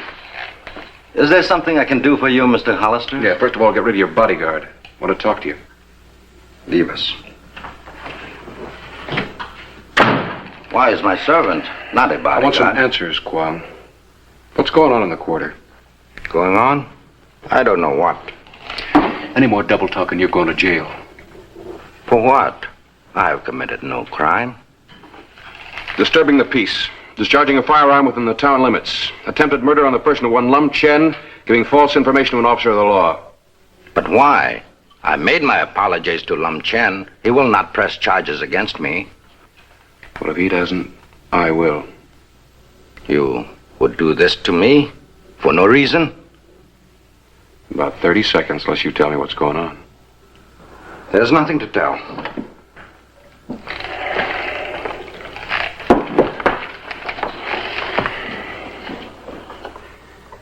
There is something to tell, Kwong. I know there's something going on, but I can't find out what it is. I need your help. All right. I will tell you all I can. Hatchet men of the Society arrived last night. The Society? An organization of murder. The two men you saw last night, the big ones. To you, they're just two more Chinese.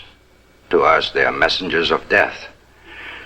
They are in Tombstone for that purpose, and no Chinese will dare oppose them. Now you know. Well, who are they going to kill and why? Lum Chen. He offended someone powerful in the society. When you say he's offended somebody, how?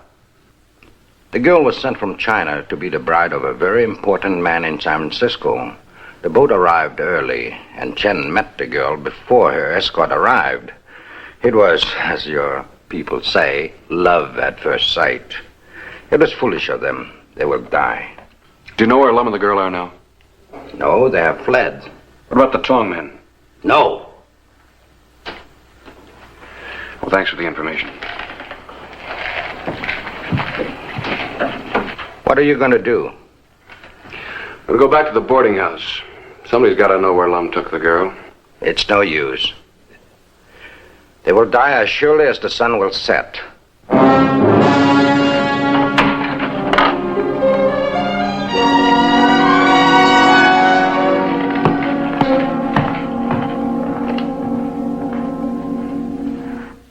I do not lie, Sheriff.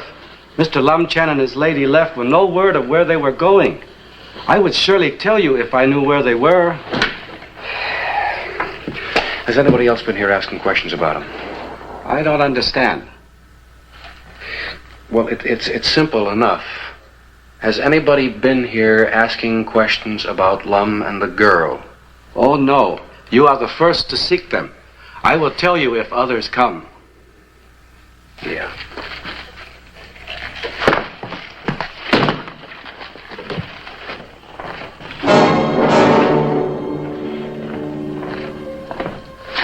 You heard.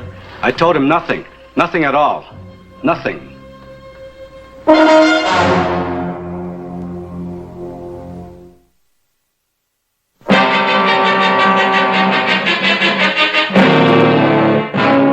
April 30, 1889. The Chinese quarter was still closed. The streets empty.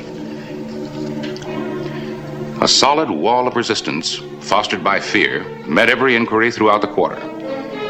No one would even admit knowing Lum Chen or his whereabouts.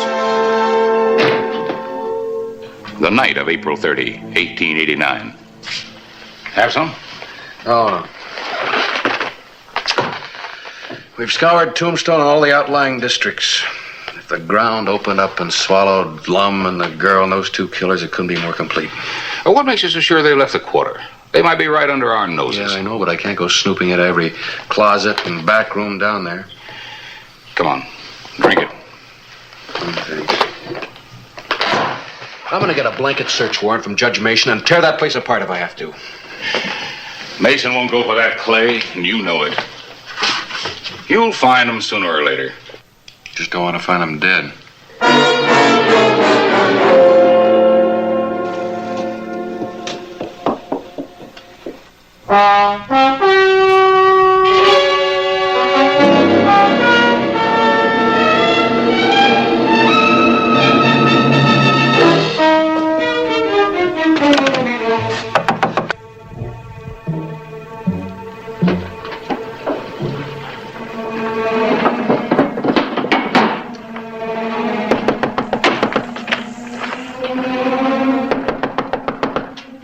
Who's there? It is I, Lum Chen. You must help us. Go away. I cannot let you in. We have nowhere to turn. You must help us.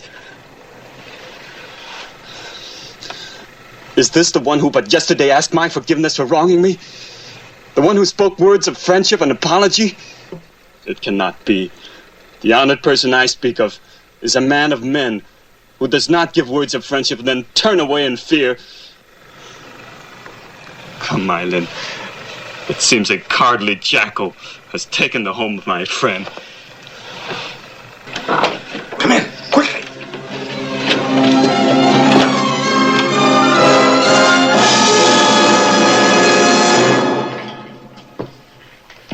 For all we know, they may be dead already.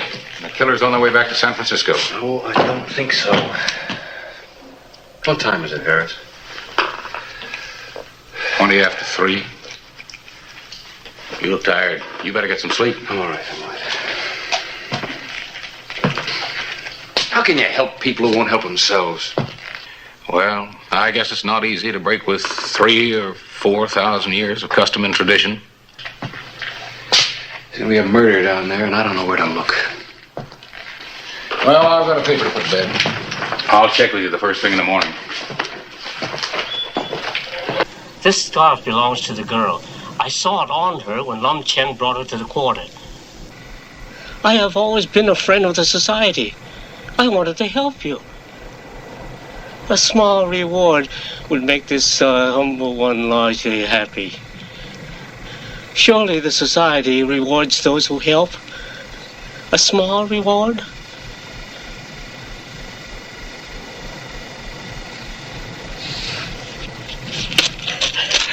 A thousand thanks. The living quarters of Quang Ki. I found the scarf at the back door in the alley. On my oath, this is true. The Lum and the girl must be there.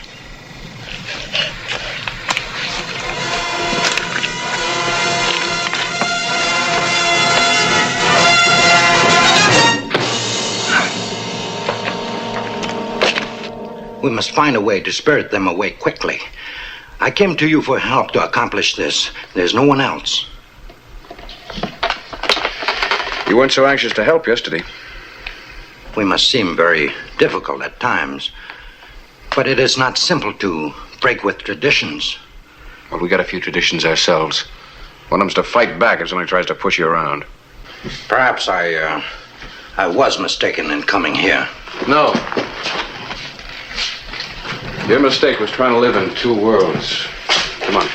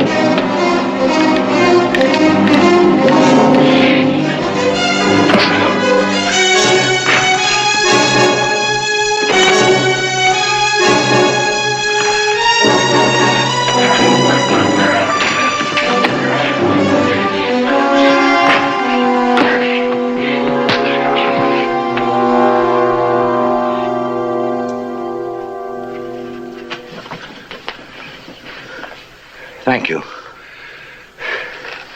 That's all right.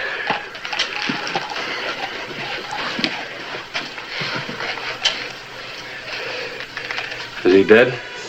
He only sleeps.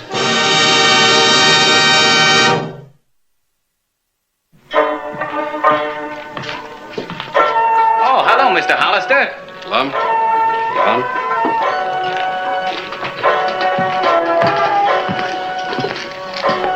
See, you got your new partner working.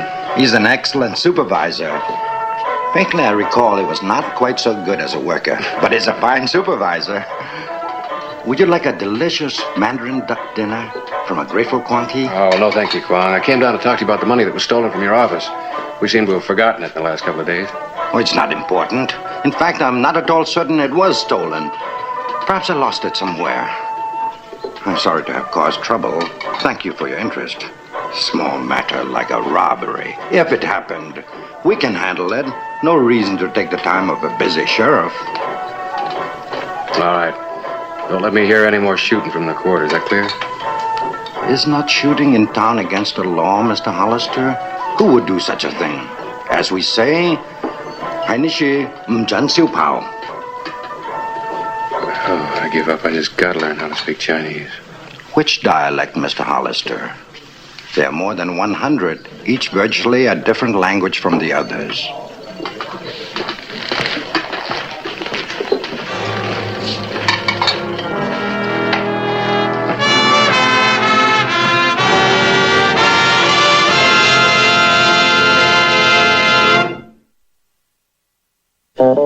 Whistle me up a memory, whistle me back where I wanna be, whistle a tune that'll carry me to Tombstone Territory.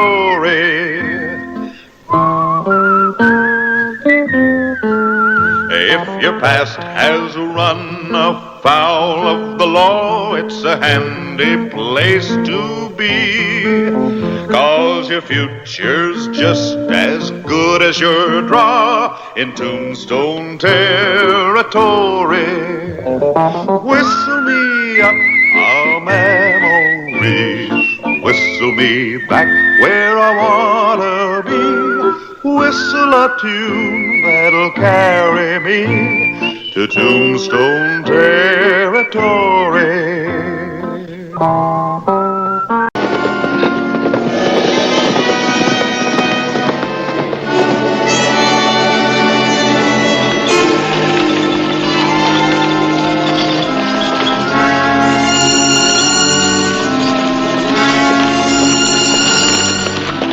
"1 p.m. Tombstone's postmaster, Clem Hawley, was making his rounds through the mining district with the mail.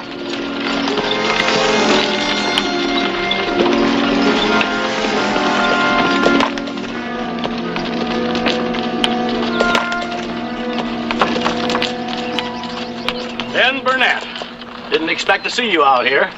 Don't tell me the Occidental's closing down in the afternoon. No, it's nothing like that, Clem. Just thought a breath of clear air away from the saloon might do me some good. Oh, don't believe I know your friend. I'd like to have you meet him.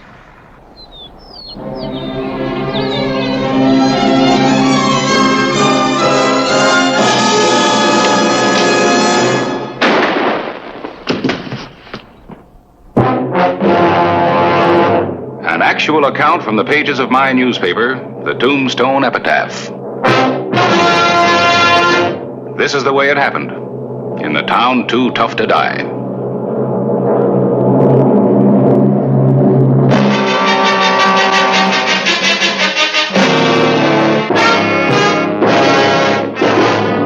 Tombstone Territory.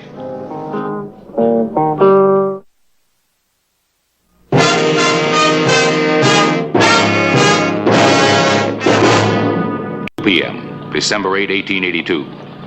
Clem Hawley's driverless team raced back to Tombstone.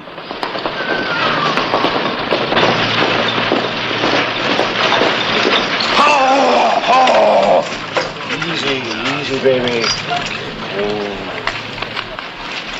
Clem Hawley's team. Wonder what happened to him.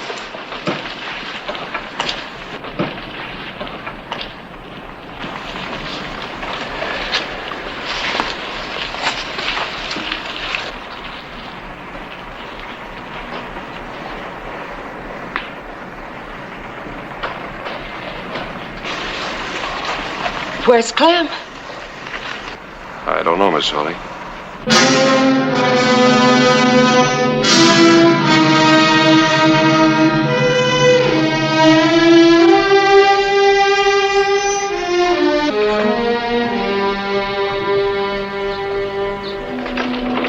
Clay Hollister and his deputy rode out to backtrack the postmaster's route. Ella Hawley insisted on driving the buckboard. Tombstone's Dr. Cunningham completed the group.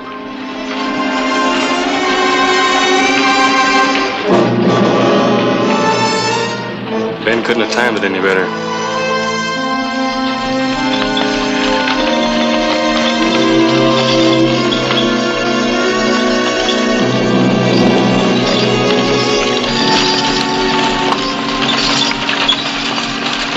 Yourself, Alan. Clem probably stepped out of the wagon for a second and the team bolted. That doesn't explain the blood on the seat.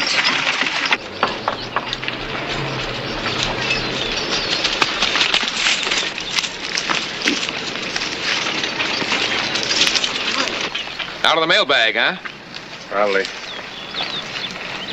Looks like something was dragged through here. What is it? I don't know yet, Miss Hawley. Keep her here.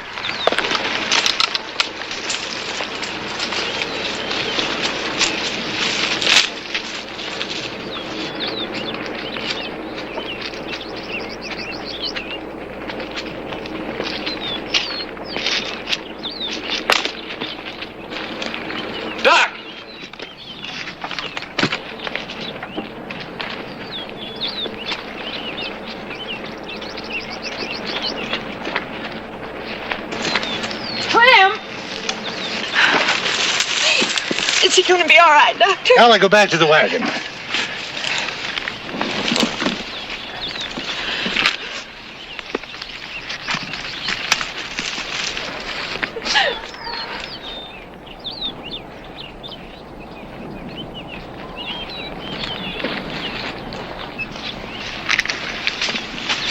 You know Doc Cunningham's the best there is, ma'am. Of course. Maybe I could lend a He hand. knows what he's doing. Maybe I Jim's could... there if he needs any help. Now, do you know of anybody who might have held a grudge against Clem? Oh, not even in Tombstone. Being postmaster just sort of kept him in the middle. Never even had to take sides. Was there any money in the mail? Oh, I helped Clem pack that bag myself. It was just regular mail. Why would anybody want to rob him? I don't know, ma'am. Not yet.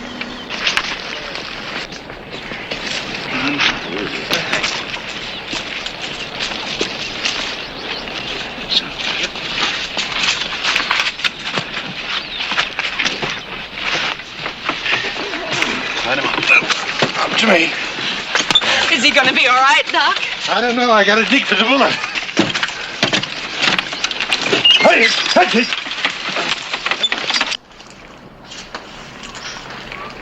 It's time. Bring our horses around the back. Thank you, George.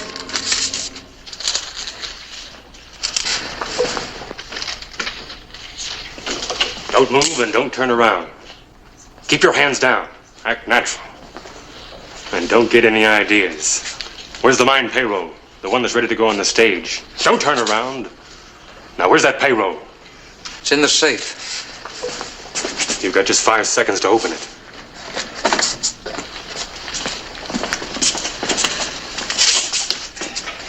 Hurry it up.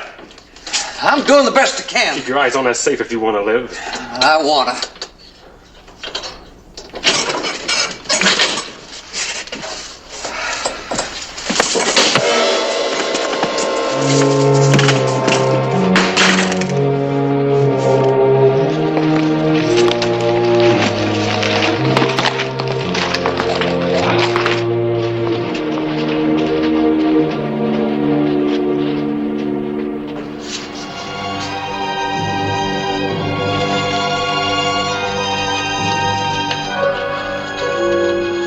Staying in town, Pat. Don't be dumb. Be less suspicious like Ben says. How to look if we pull out the same day the payroll gets taken. Hold up! Hold up! The payroll money! He got the payroll. He came and hit me on the head. I'm getting out. Take it easy. Everything natural. I'm all right, but get after him. Somebody. What happened? The payroll money. $15,000. Take care of him. I'll go get Hollister, all right? 2:30 p.m., December 8th. Tombstone was having a busy day. I rode toward the mining district to get Sheriff Hollister. Harris! Clay, there's been a holdup at the stage depot. What? Yeah, the mine payroll, $15,000, about an hour after you left. What happened here? Clem got himself shot. Bring him in. Okay. Jim!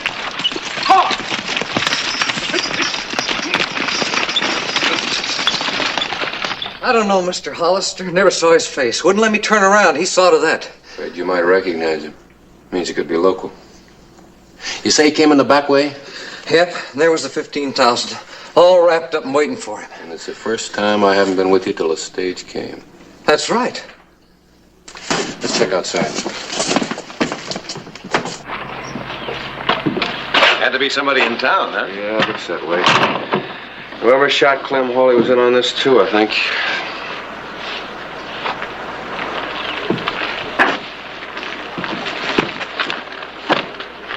Two horses and a man waiting. Yeah, not very long. Look at this, Clay. Cracked left rear hoof. Jimmy, check the stable. All the horses on the street, right? Right. Yeah. Just rode in with Ella Hawley. Clem come to yet? No. Harris, I don't think Clem was robbed at all. I think it was just a scheme to pull us out of town, using the old man as bait. Pretty grim business, shooting a man in cold blood. Yeah. Let's go see if we can give the doctor a hand. Clem's got to identify who shot him.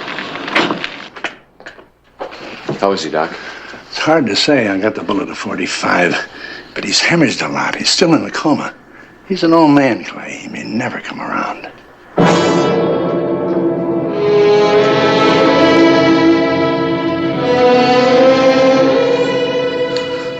We got the money. Why can't we ride, Ben?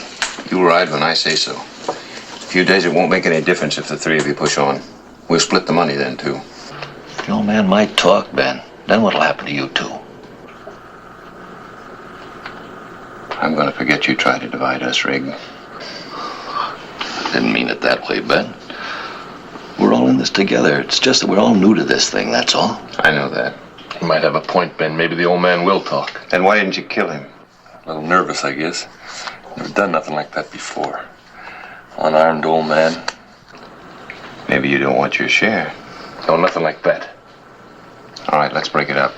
The angel Gabriel himself couldn't talk. Not with where that bullet hit him. Ben, why can't we all ride? Look, it took me 6 months to set up this deal. Ride out today and Hollister will smell a rat. I'd sure like to know what Hollis is up to, though. From what I hear, he's just sitting and waiting. For what? Well, maybe one of the three you'd like to ask him.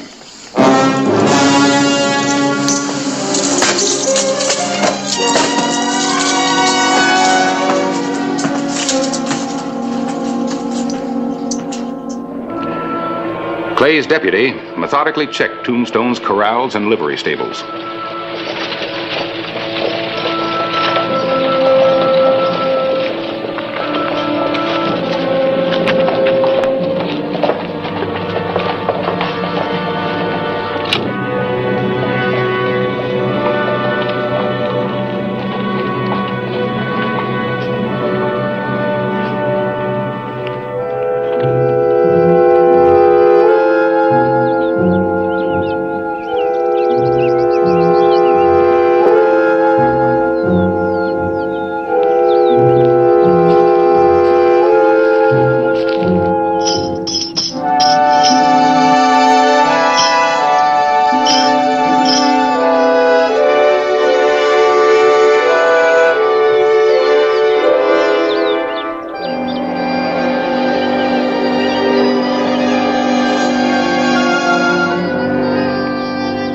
At the OK Corral, he made his discovery. I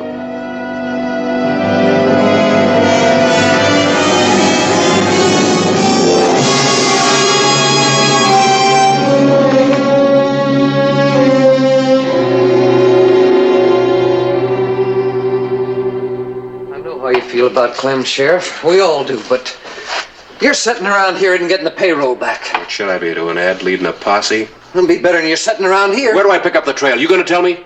Well, sorry, Clay. I didn't mean to be telling you your business. It's all right. Clay, found the horse with the broken shoe. Where? Down at the OK Corral. Belongs to Rig Quaid. You remember him. Drifted into town a couple of months ago. Hangs out at the Occidental. Harris, do me a favor. Go down and stay with Clem. Let me know as soon as he can talk. Okay. But waiting pays off sometimes.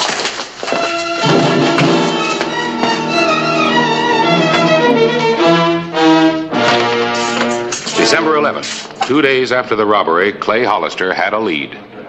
He's at the bar.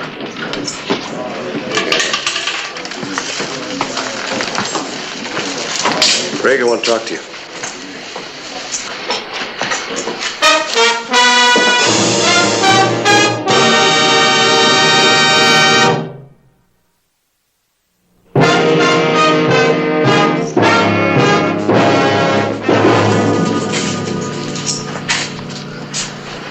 Got some questions I want to ask you. Who's stopping you? In my office. Come on. I got no business in your office. Well, I think you have. You got a horse with a bad shoe. That's my business right now. I'm staying right here.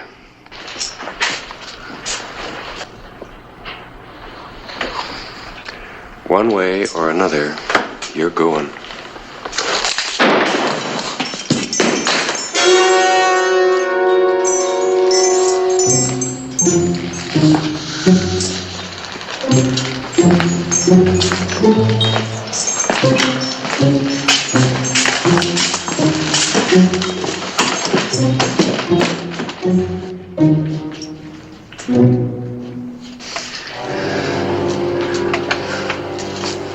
Look, I told you. Someone stole my horse. That's my story. You've got no right to hold me. You've made no charge. Making a big mistake, Rig. I know the robbery down at the depot's tied in with Clem's shooting. If he dies, the charge will be murder. Now what's your story? I was at the Occidental. I came out. My horse was gone. Someone stole it. And when'd you go to the depot? What are you trying to do to me? I wasn't anywhere near the depot. I was over at the Occidental with Pat having it. Pat who?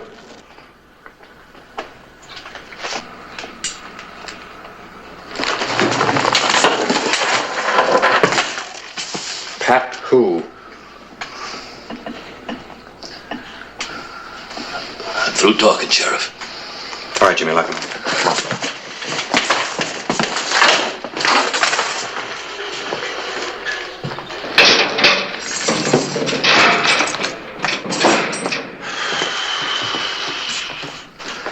What do you think? A couple of days in jail will loosen him up. He's already said too much and he knows it.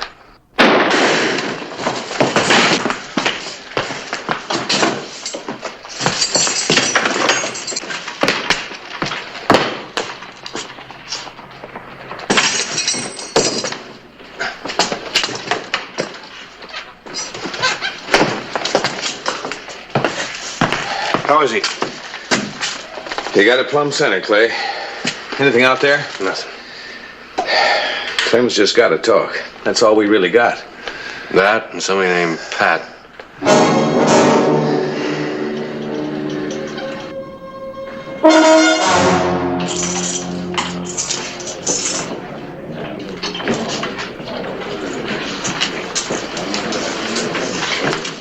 Where have you been? Picking up some insurance. Rig?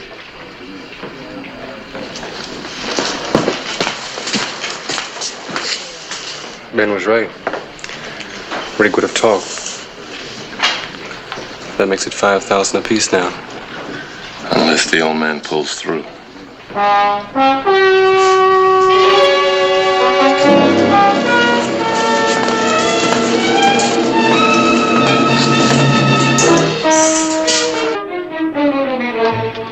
Clay Hollister's waiting game was beginning to pay off. Some people were getting nervous.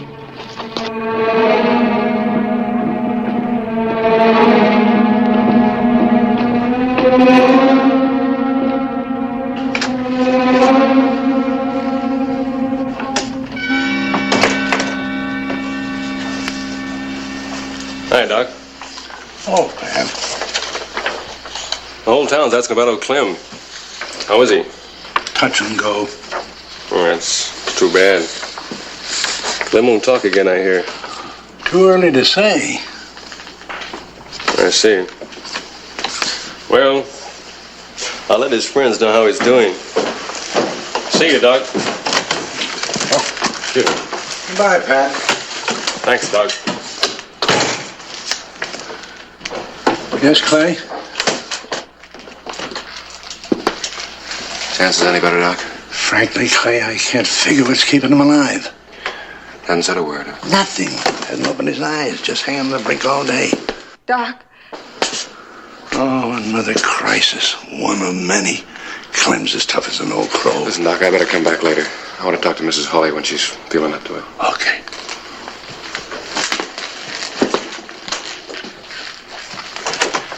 I'm sorry to have to talk to you now, Mrs. Hawley, but it's the Just don't know why. Why they'd shoot Clem. He never hurt anybody. Why him? After all that suffering. Well, if it's any consolation to you, I'll get the man that did it. There ought to be something I can do to help. There is something. Anything.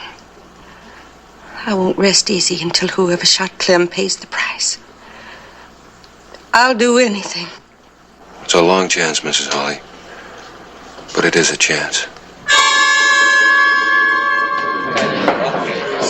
All right, you're up. Listen up. Clem Hawley's got an identification to make. You mean the old man pulled through? He came to, if that's what you mean. And he says he can identify who gunned him. He can talk? No, but there's nothing wrong with his eyesight, and I'm going to run every man in town past him if I have to. Well, I don't know. Now let's go for the doctor's office. Well, that's it. Big idea. Move out!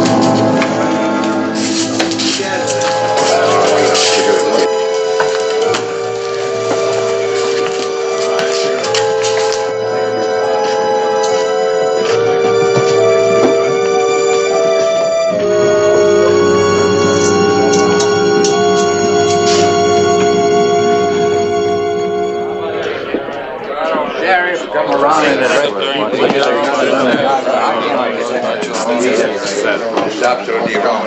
All right, quiet down. You're all going to stand in that doorway one at a time, see what Clem has to say about you. Then you can go. Miss Hawley, will you just lift Clem up a little bit so he can see better?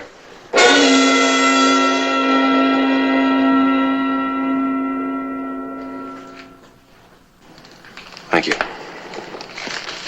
All right, you, give me your gun. You! Now step into the doorway.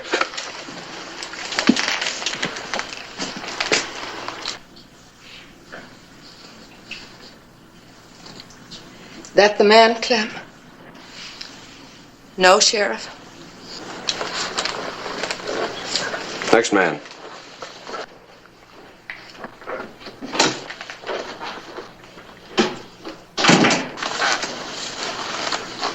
Step right in.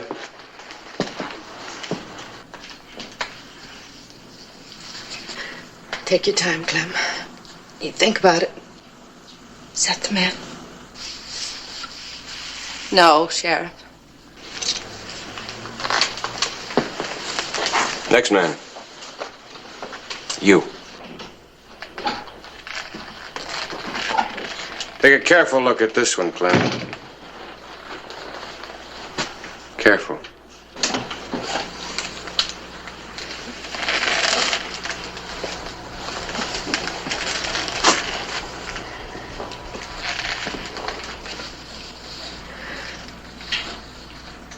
He says... Yes, Ella, go on. Miss Hawley, you all right? We're fine, Sheriff, just fine. Jim? Okay out here, Clay. Clacy must have been one of them.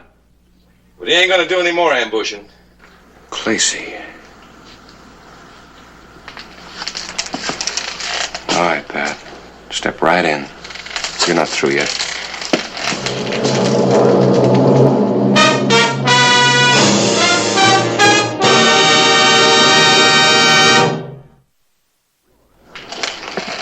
Tip your hat back a little so I can look at you better.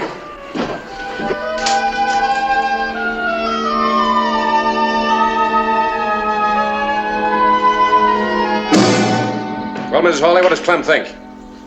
Clem says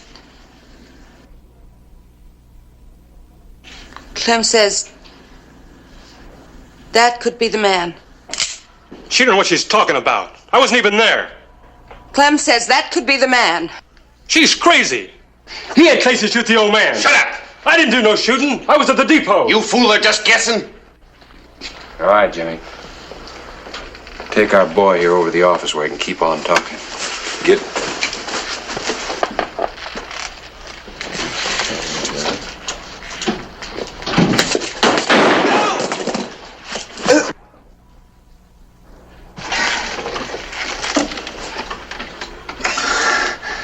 I knew Pat had something to do with it, but you're right.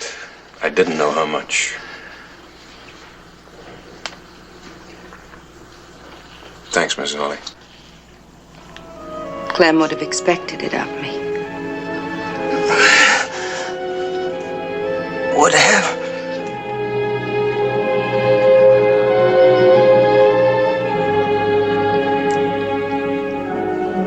Clem died an hour ago.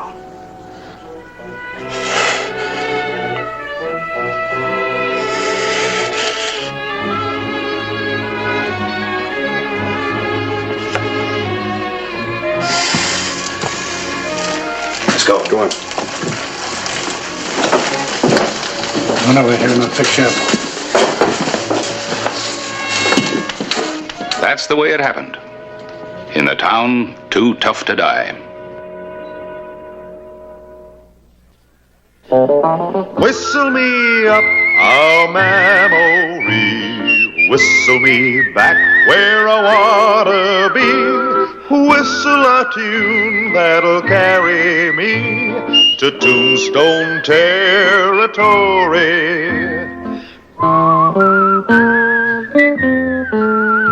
If your past has run afoul of the law, it's a handy place to be, 'cause your future's just as good as your draw in Tombstone Territory.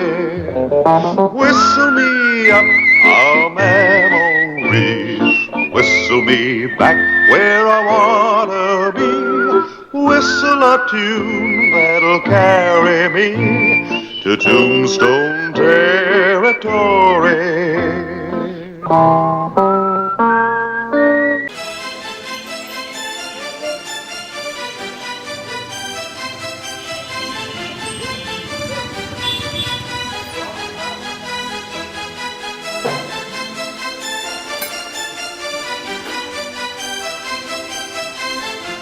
ভাই কি দেখেন? বাইকটা কি আপনার? হ্যাঁ আমার ভাই কি হইছে? নাম্বার প্লেট কই? সেটা দিয়ে আপনার কি দরকার? রাইট দেন। হ্যাঁ রাইট দিই। কি হইছে? বেরিবাদ যাবেন? না ভাই এই মুহূর্তে বেরিবাদ যাবো না ভাই। ভাই চলেন না, আমার মায়ের অসুস্থ।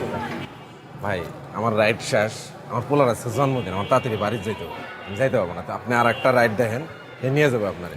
ভাই বিপদ তার বইলে আসেন, আমার মায়ের অসুস্থ। ভাই আপনার মা অসুস্থ থাকলে কি একজন হেল্প করতো না? এই মুহূর্তে ভাই এই বেরিবাদে আমার বাড়িটা থাকলো উল্টা দিকে, আমার যাইতে অনেক দেরি হয়ে যাবে।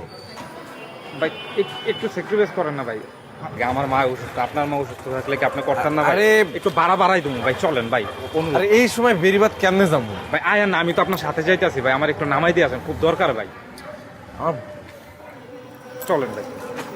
আচ্ছা ঠিক আছে চলেন।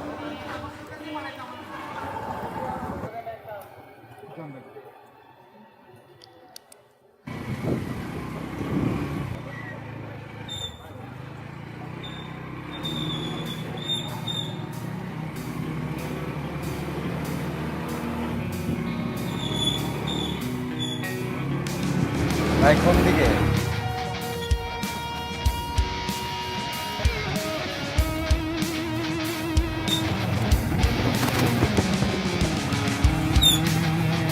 ভাই আর কোন দিকে যাবো কোন তো? সেই কখন থেকে তো সামনে সামনে করতেছে।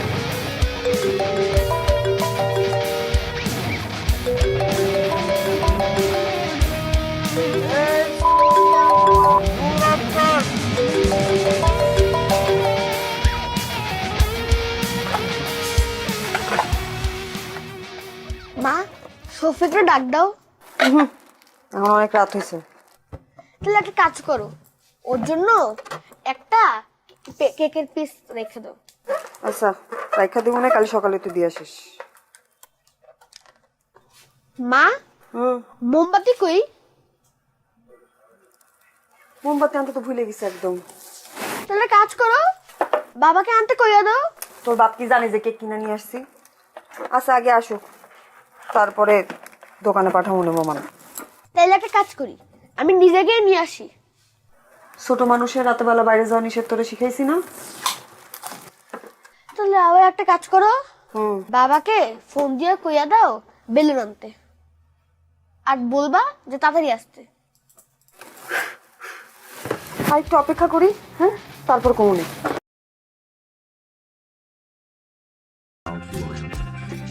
Bye bye. Nhà đi đâu qua. Rồi, phải đùa của ba kiếm tiền. 36 thì kiếm 80 triệu. 88. 80 để quay 10 lần của chiến sĩ sinh hoạt kia. Của đây sinh căng ấy. Của 37 ta lợi dụng á. Ui, thua. Tận lại.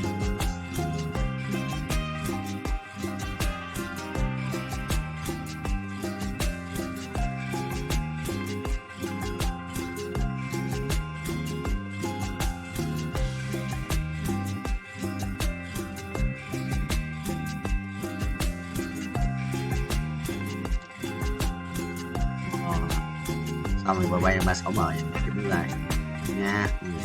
Hả? Không perfect. Chuyện buồn đấy. Đó, đi. Đây, cứ thật.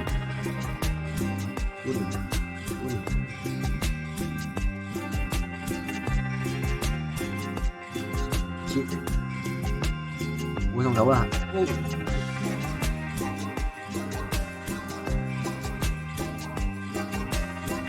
Lòng đất luôn đó chúng ta. Rồi 2 lần có tới gia đình, 3 lần có tới gia đình,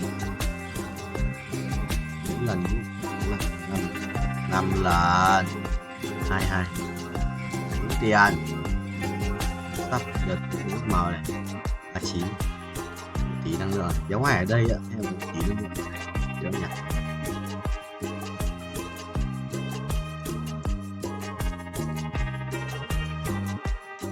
Cái gì chỉ cần nói nha. Tỷ năng lượng mà nó lên nhiều lượng vãi. Cái kiếm uy lực.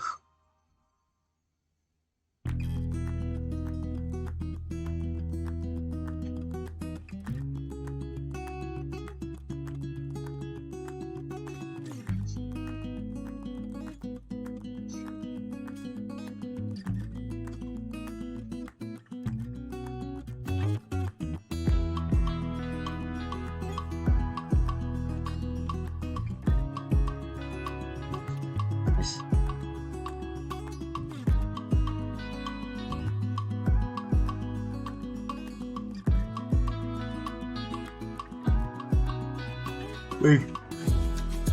Baby à. Good. Good.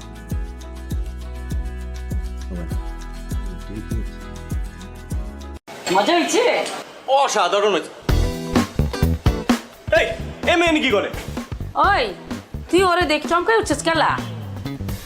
ওর নাম লাইলি, আর আজকে সব ওই রান্না করছে। কি?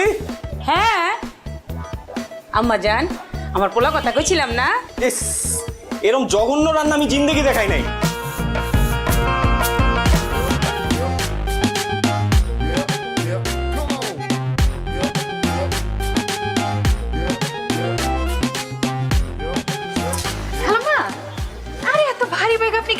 আমারে দেন, আমারে দেন। থাক আম্মা জান থাক, আমি তো পারতাছি।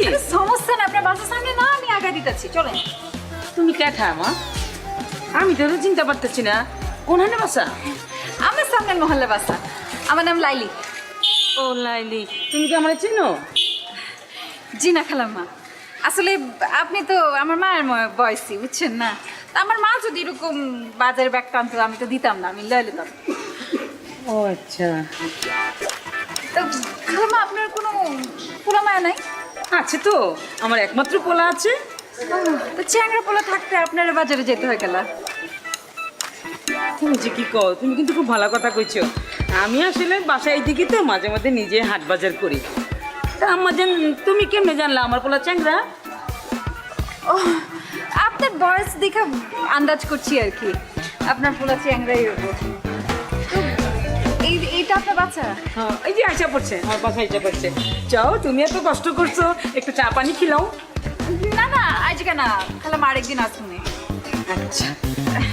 আপনি নিশ্চয়ই কষ্ট পাইছেন, তাই না?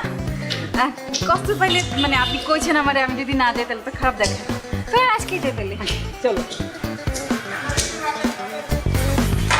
আচ্ছা বাজান।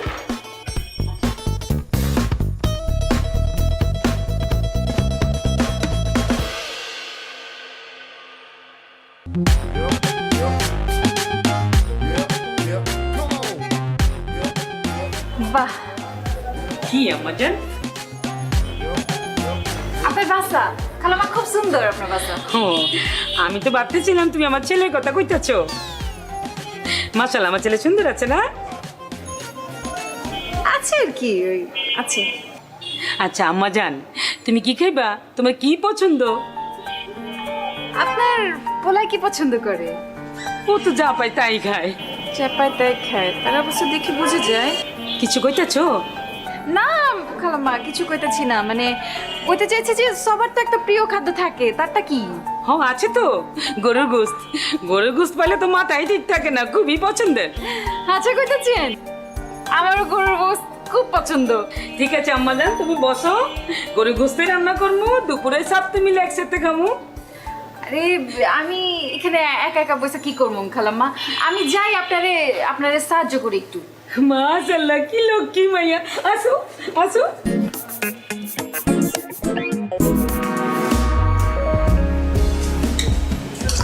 মা, মাংস যা হয়েছে না, মজা হয়েছে? অসাধারণ হয়েছে। এই এ মেয়ে কি করে? ওই, তুই ওরে দেখ চমকাই উঠছিস কেলা? ওর নাম লাইলি, আর আজকে সব ওই রান্না করছে। কি? হ্যাঁ আম্মা জান, আমার পোলা কথা কইছিলাম না? এরকম জঘন্য রান্না আমি জিন্দেগি দেখাই নাই। কি কইতাছস? একটু কি কইলি অসাধারণ, এখন কইতাছস ফালতু। মাথা গেছে নাকি? খালাম্মা, আমার মনে হয় গরমে মাথা গিলু গইলা গেছে গা। এই মেয়ে, তোমার সাহস তো কম না, তুমি এনে কেন আসছো? খালাম্মা আপনার সামনে আমরা ধমকাইতেছে। ওই, তুই ওরে দাম গাছ গেলা? হ্যাঁ, ও আইছে তো কি হয়েছে? তোর কোনো সমস্যা আছে? ও জানোস না আজকে আমার এই রান্না বান্না কত সাহায্য করছে? জানতে চাই না, ওরা এখনই বাড়ি থেকে বাইরে যেতে বলো। কি কথা চস? এত কিছু কষ্ট করে রান্না করে মাইটা না খাইয়ে চলে যাবো? ও যদি এখান থেকে না যায় আমি বাইরে যাবো এখন। খালাম্মা, তোর মাথা নষ্ট হয়ে গেছে গা। আমি বরং আজকে যাই, আপনি থাকেন খান, আমি আরেকদিন এসে খামুনি। আমার জান, তুই এটা কি করলি? মা এটা খালি মুখে বিতে দিলি? তুমি ওরে চিনো না আম্মা, খুব ডেঞ্জারাস। আমার চিনার দরকার নেই, তুই বেশি করে খা। তোর খামুই না।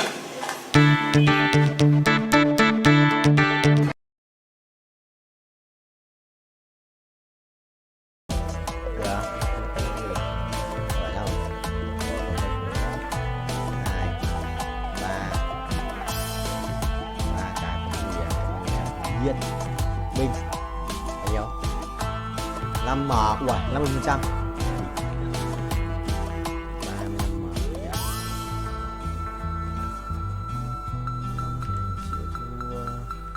Em rồi. Mọi ngày giữa đêm tối. Chuẩn không? Ui, ra với bia này, độc dược à? Thôi cút, không quan trọng. Vụ nổ lớn bình sẽ sẵn bài tử thần mà. Để hiểu sẽ sẵn bài chưa chạm đất, trải thải cái đường đâu mà chạm chứ là thế rồi. Đang xuống rồi, đang vòng xuống rồi, đang vòng xuống thì binh sinh linh không 3, 2, 1. Perfect một lần này. Đấy, kiếm 15 lần perfect không? 100 lần perfect thì đã ăn 6 triệu. Nhờ 7 triệu. Mình cần 50 thôi, đã được 5 củ rồi. 7 củ là bình thường. Chuẩn rồi. Đấy á, đón thêm một nhịp. Đón thêm một nhịp vào mình ngon.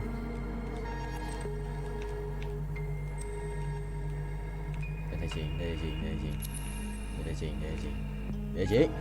Ok. Không được.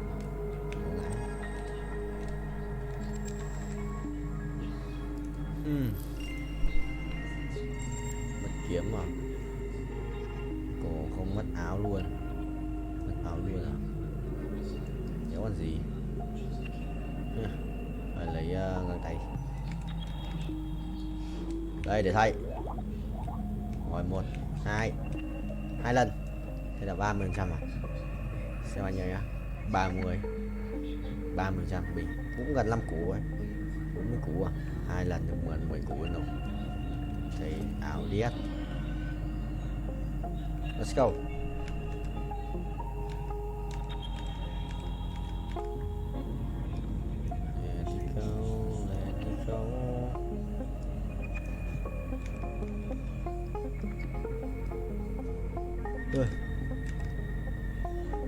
Một chiếc binh chi linh không vậy. Bánh 7 láp à? 456 triệu coin để rebirth tiếp à? Khó đấy. Anh cần 50 củ này. Phải chừng 40 củ tròn. Kiếm tiền từ điêu ấy. Một lần perfect này. Một lần perfect.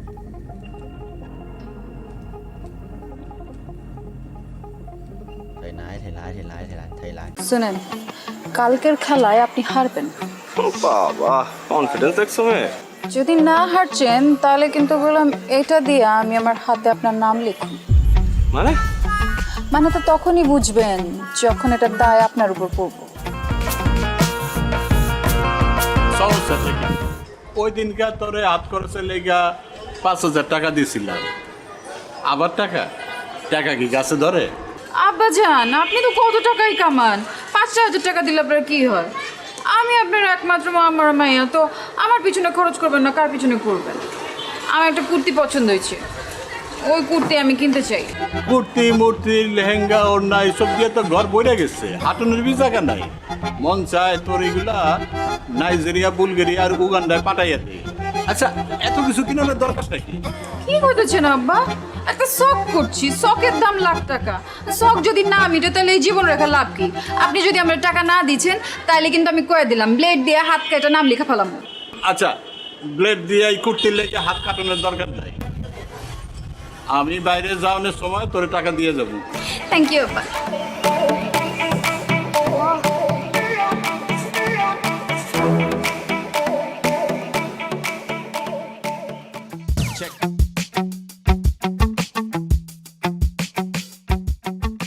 আচ্ছা লাইলি, তুমি এরকম প্রতিদিন কোনো পড়াই complete করছো না, আমি কিন্তু তোমাকে আর পড়াতে আসবো না। আসেন না, আপনারা কেটাই কইছে এতে, আমি কইছি শেষ পর্যন্ত তোমার বাবার কাছে আমাকে কমপ্লেন করতে হবে। আপনি আমার বাপের কাছে কমপ্লেন করবেন? পড়াশোনা করছো না, বাবার কাছে কমপ্লেন করবো না? অবশ্যই করবো। ঠিক আছে, আপনি যান, আপনি আমার বাপের কাছে কমপ্লেন করেন, এদিকে আমি ব্লেড দিয়ে হাত কেটে আপনার হাতের নাম লেখা রাখবো এখান দিয়ে। দেখো, এইবার না হয় আমি তোমার বাবার কাছে কমপ্লেন করবো না, কিন্তু তুমি যদি পরীক্ষায় ডাব্বা মারো তাহলে তো আবার আমি শেষ।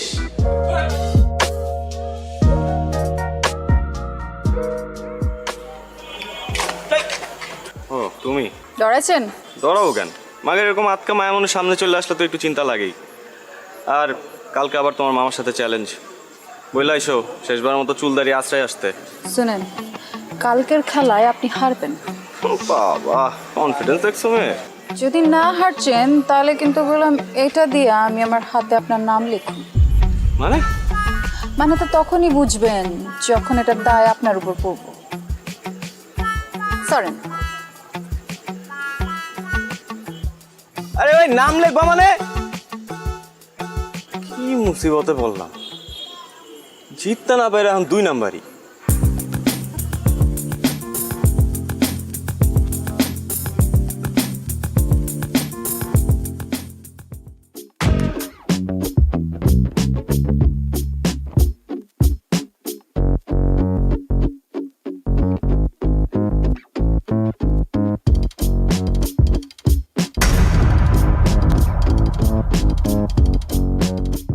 কি সমস্যা? যাইতে দিতেছ না কেন? সমস্যা আমার না আপনার। আপনি কি মানুষ না খুনি? মানে মানে বোঝেন না? কালকে কি করছেন? কাচির লগে কি মিলাচ্ছেন? পেট খারাপের ওষুধ। দেখো এখন কিন্তু বাড়াবাড়ি হইতেছে। তোমরা কাচ্চি খাইতে চাইছো, আমি খাওয়াইছি ব্যাস।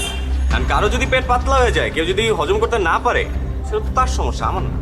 বাড়াবাড়ি আমরা করছি না আপনারা করছেন? মানে ইচ্ছে করে আপনারা খান নাই কালকে, তাই না? যাতে আমার লগে প্রতিশোধ নিতে পারেন। আর যদি নিতে চাই, সেটা কি দোষ? 3 বার ঘুরি চ্যাম্পিয়ন আমি, তোমার কারণে আমার হারতে হয়েছে। হারছেন তো কি ইচ্ছে? মাঝে মাঝে কিছু জিতবার লাগা কিছু হারতে হয়। এই তোমার কাছে হাইরে আমি কি জিতছি? হ্যাঁ, আমারই জিতছেন, আমার মন জিতছেন। এই দেখো তুমি আমার আবার কোনো কিছু তো ফাঁসাইছো, আমি বুঝছি। এইসব ফান্দে আমি পা দিতেছি না, প্লিজ। আমি আপনারে ফাঁসাই নাই, আপনি আমারে ফাঁসাইছেন। আমি তো আপনার প্রেমে পড়ে গেছি ফ্রি মাস্টার। এক চক্কর। আপনি আমার মারবেন, মারেন, কাটতেও ফালান, কিন্তু আমি আপনার ভালোবাসি, এটাই সাইন্স। হ্যাঁ, এর জন্যই তো সায়েন্সে মারো ডাব্বা। যতই অপমান করেন, শাদি তো আপনার আমার লগে হইব। তোমার মতো মেয়ের সাথে শাদি দূরে থাক, প্রেম পর্যন্ত করতে রাজি নাই আমি। হ্যাঁ, আর এইসব ব্লেড ফেড দিয়ে কোনো কাজ হবে না, আমি ভয় পাই না আর। দেখো চন্দ্র, তুমি কি করো।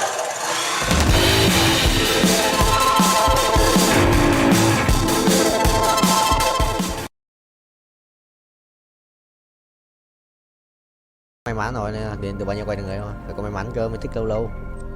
Mình gọi là khỏe phết đùa. Không có Guardian Carry mà vẫn hold Guardian à?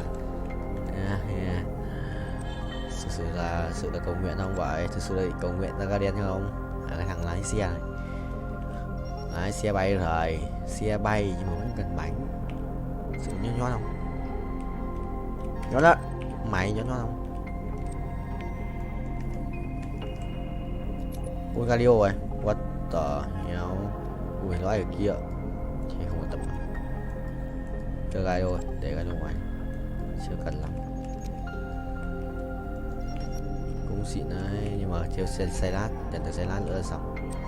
Perfect tiếp à? Thêm nữa không? One more. Ê, 135 xuống 126 nhỉ? Đồ reset. One more này. One more. One ai không được. One more. Không one more à? Quả đấy, đây, để one more.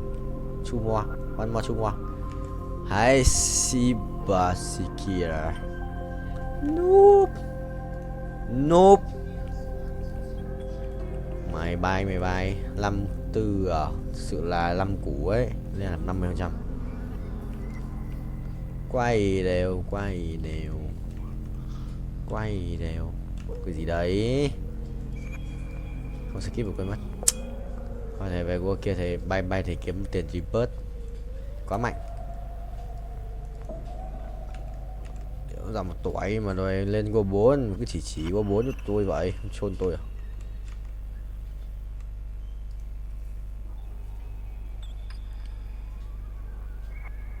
Vẫn thắng à?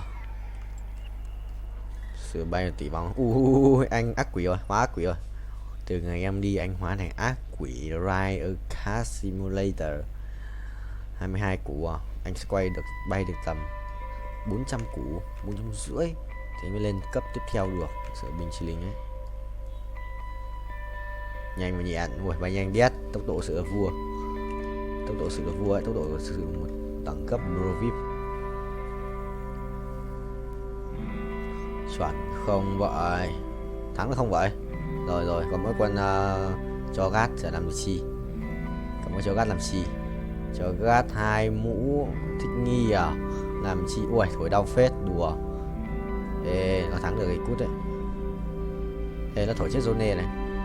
Không chết được. Có 2 cái mũ kia đéo chết được. 2 mũ đấy chỉ là kích thêm sát thương theo. Xong rồi. Quả chém mới là của mình rồi, chắn luôn. Đi chợ 100 máu bốc lửa. Đồ Johnny này. Johnny cái cục đấy sự xịn không? Bàn lan chắn à? Đồ cổ này. 15% hút báo chủ sở hữu đồng minh được đấy. Cái ui mất lắc rồi. Còn những cục kia, còn cục vàng. Lấy một cục vàng đi. Rồi, chạy lấy cái này. Ha. Sorry. Mày bay cao. Một lần bay được tầm 40 triệu. Dress change করতেছিস? Change করিস না, চল একটা TikTok বানাই। TikTok? হ্যাঁ TikTok, চল।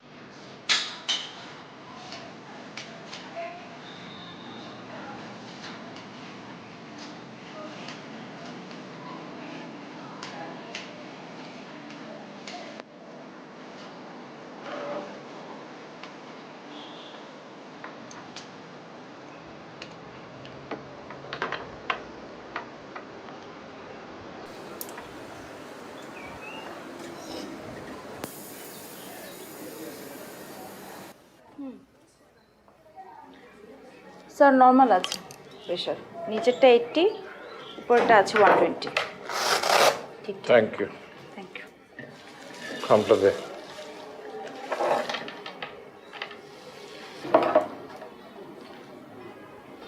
Sir এটা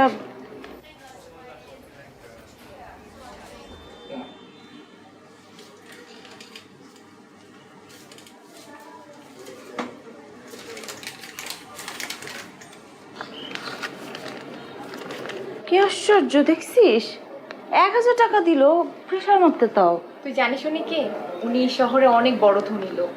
এমন কোনো মসজিদ মাদ্রাসা নাই যে উনি দান করেন নাই। এমনকি আমাদের এই হাসপাতালও ওনার চ্যারিটি হেল্প ছিল। ও ভালো লোক। ড্রেস চেঞ্জ করতেছিস? চেঞ্জ করিস না, চল একটা টিকটক বানাই। টিকটক? হ্যাঁ টিকটক, চল। ঠিক আছে, এই ড্রেসটা পরবো, এটা পর।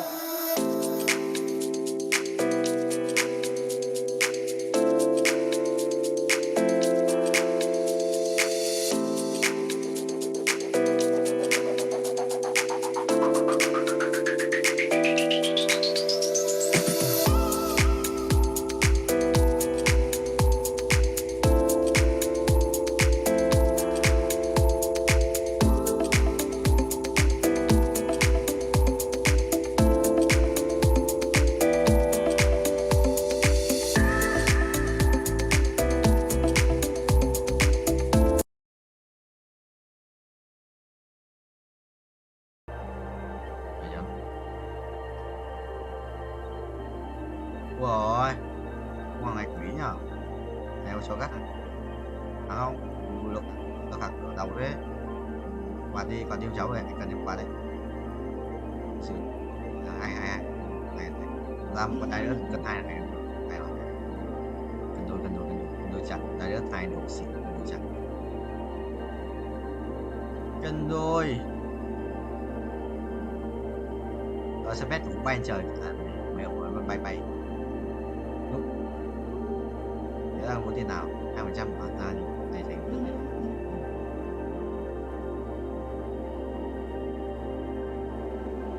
các bạn nhớ cho tôi không phải tầm 17 kg và 92 và 20 và 3 bậc không not is this Rash justification. Speculation.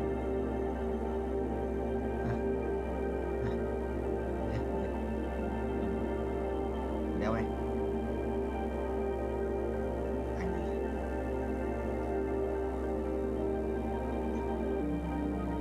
Nguyễn Hoàng Long. Nguyễn Hoàng Long chụp ảnh với cả Tờ Linh. Tôi có ý này sốt của một cơm.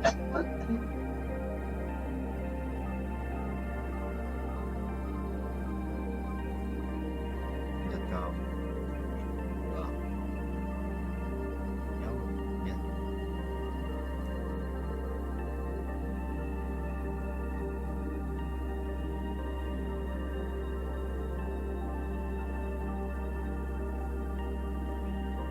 Làm gì đây nữa? Rồi quá.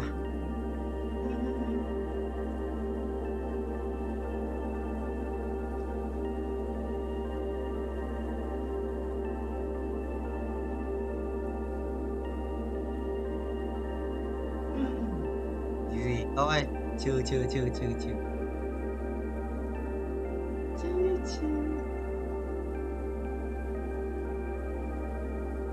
Rồi biết gì chúc cái Tuấn.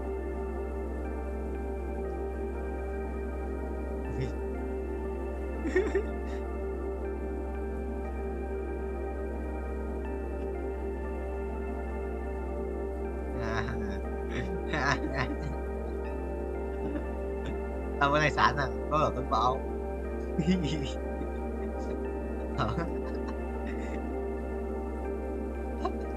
Bú cái gì cơ?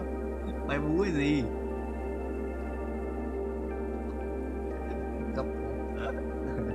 Tôi đâu có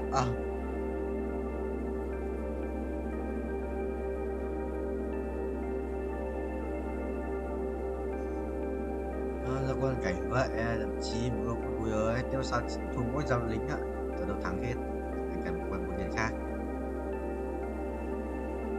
là một lính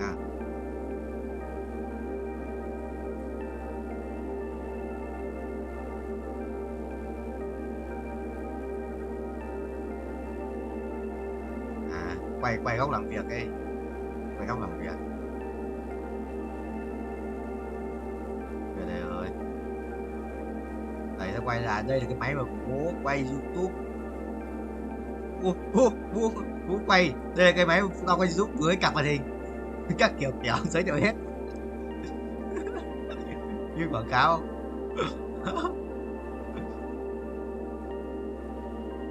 7/6 chưa đâu. Nguyễn Nga đang tiếng Anh, Nga xong 2 nghề mà.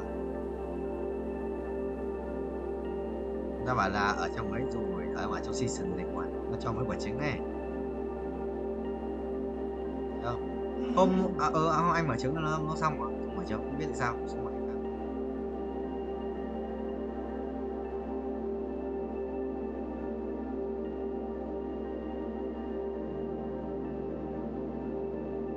Không biết lắp cái gì luôn để thì đồ đây nếu lắp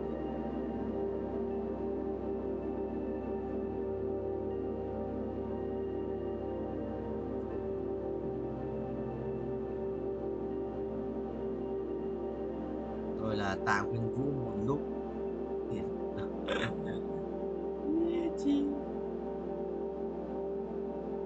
phải chưa không nhớ à vì vậy một lúc mấy cái xa sự quỷ đấy đấm thế được rồi thôi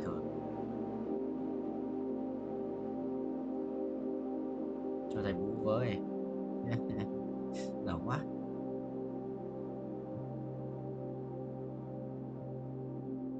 Còn lấy cái đéo trong mày không vậy anh nhớ biết đánh cái gì luôn đấy, chán quá để đánh cái gì thôi vui tập hả? Ok một người ơi.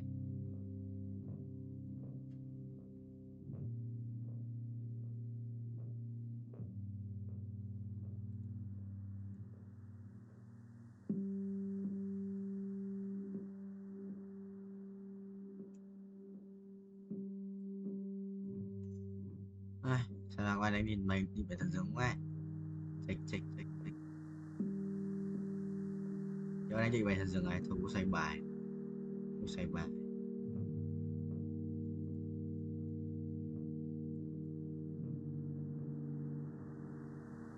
Không bước lui.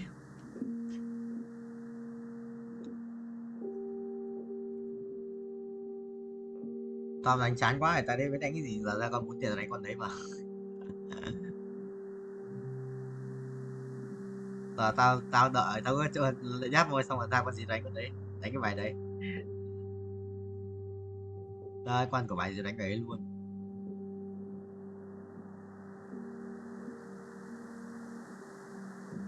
Tượng kinh ấy nhưng mà cút.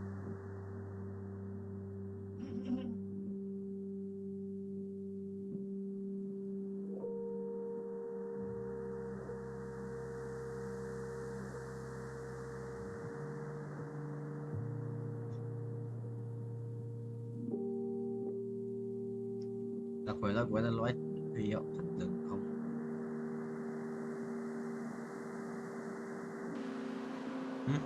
Wow, để chơi rồi lốc bằng một thứ. Nhưng mà ngôn ngữ không phải tiếng Việt. Mình đang nói cả về linh vật chiếu trừ chân lý, thực ra là đang nói ví dụ lốc mày không biết đâu.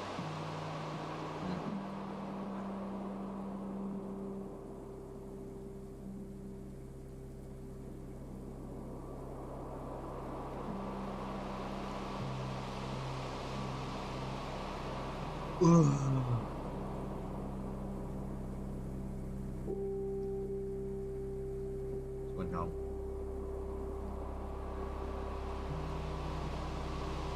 có cái mũ một thủy yếu nữa chịu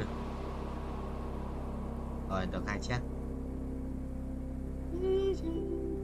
Cái thằng này quen nhỉ, trước đây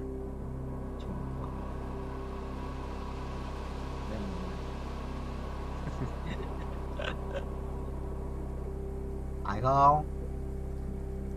Phải không? Bữa con nuôi phải không?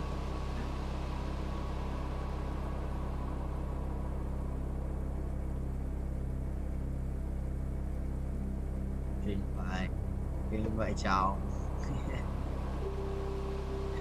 Thật ra thần dừng để xây bài ấy.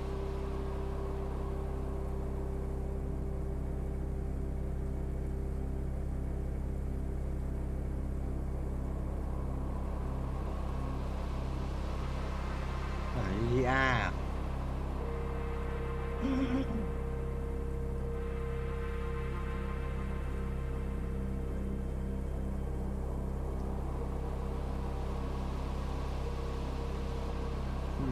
chuẩn không?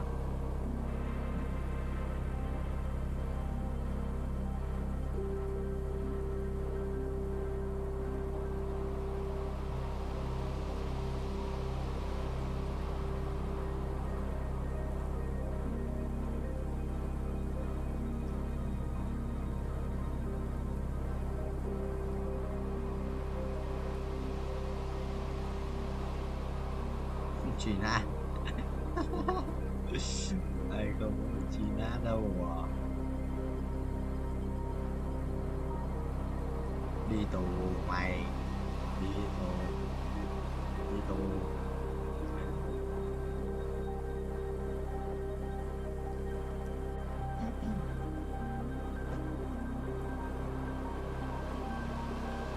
đi tù, mày chơi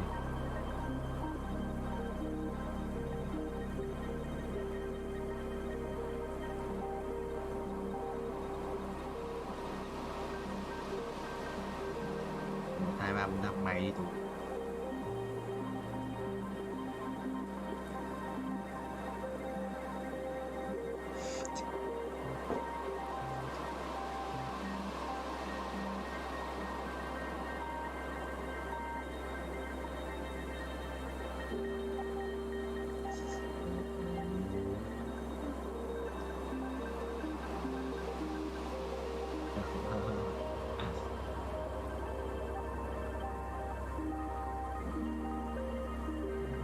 Mới là ông anh ấy à? Quỷ nhỉ? Ông ấy chứ cái chuyện không.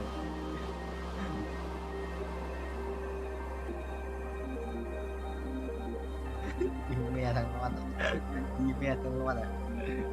Chuẩn đấy.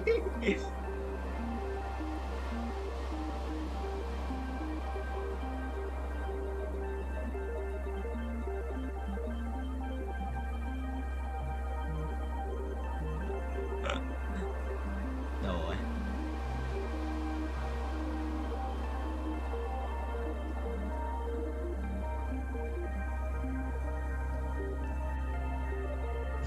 Chết quanh à.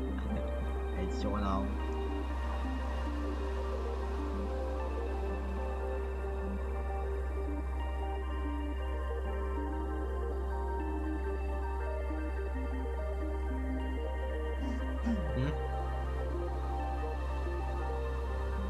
găm đầy găm mày em phan tí đầy găm nhau mèo rồi vì bớt một lần mà nhiều găm ấy vì bớt nhiều găm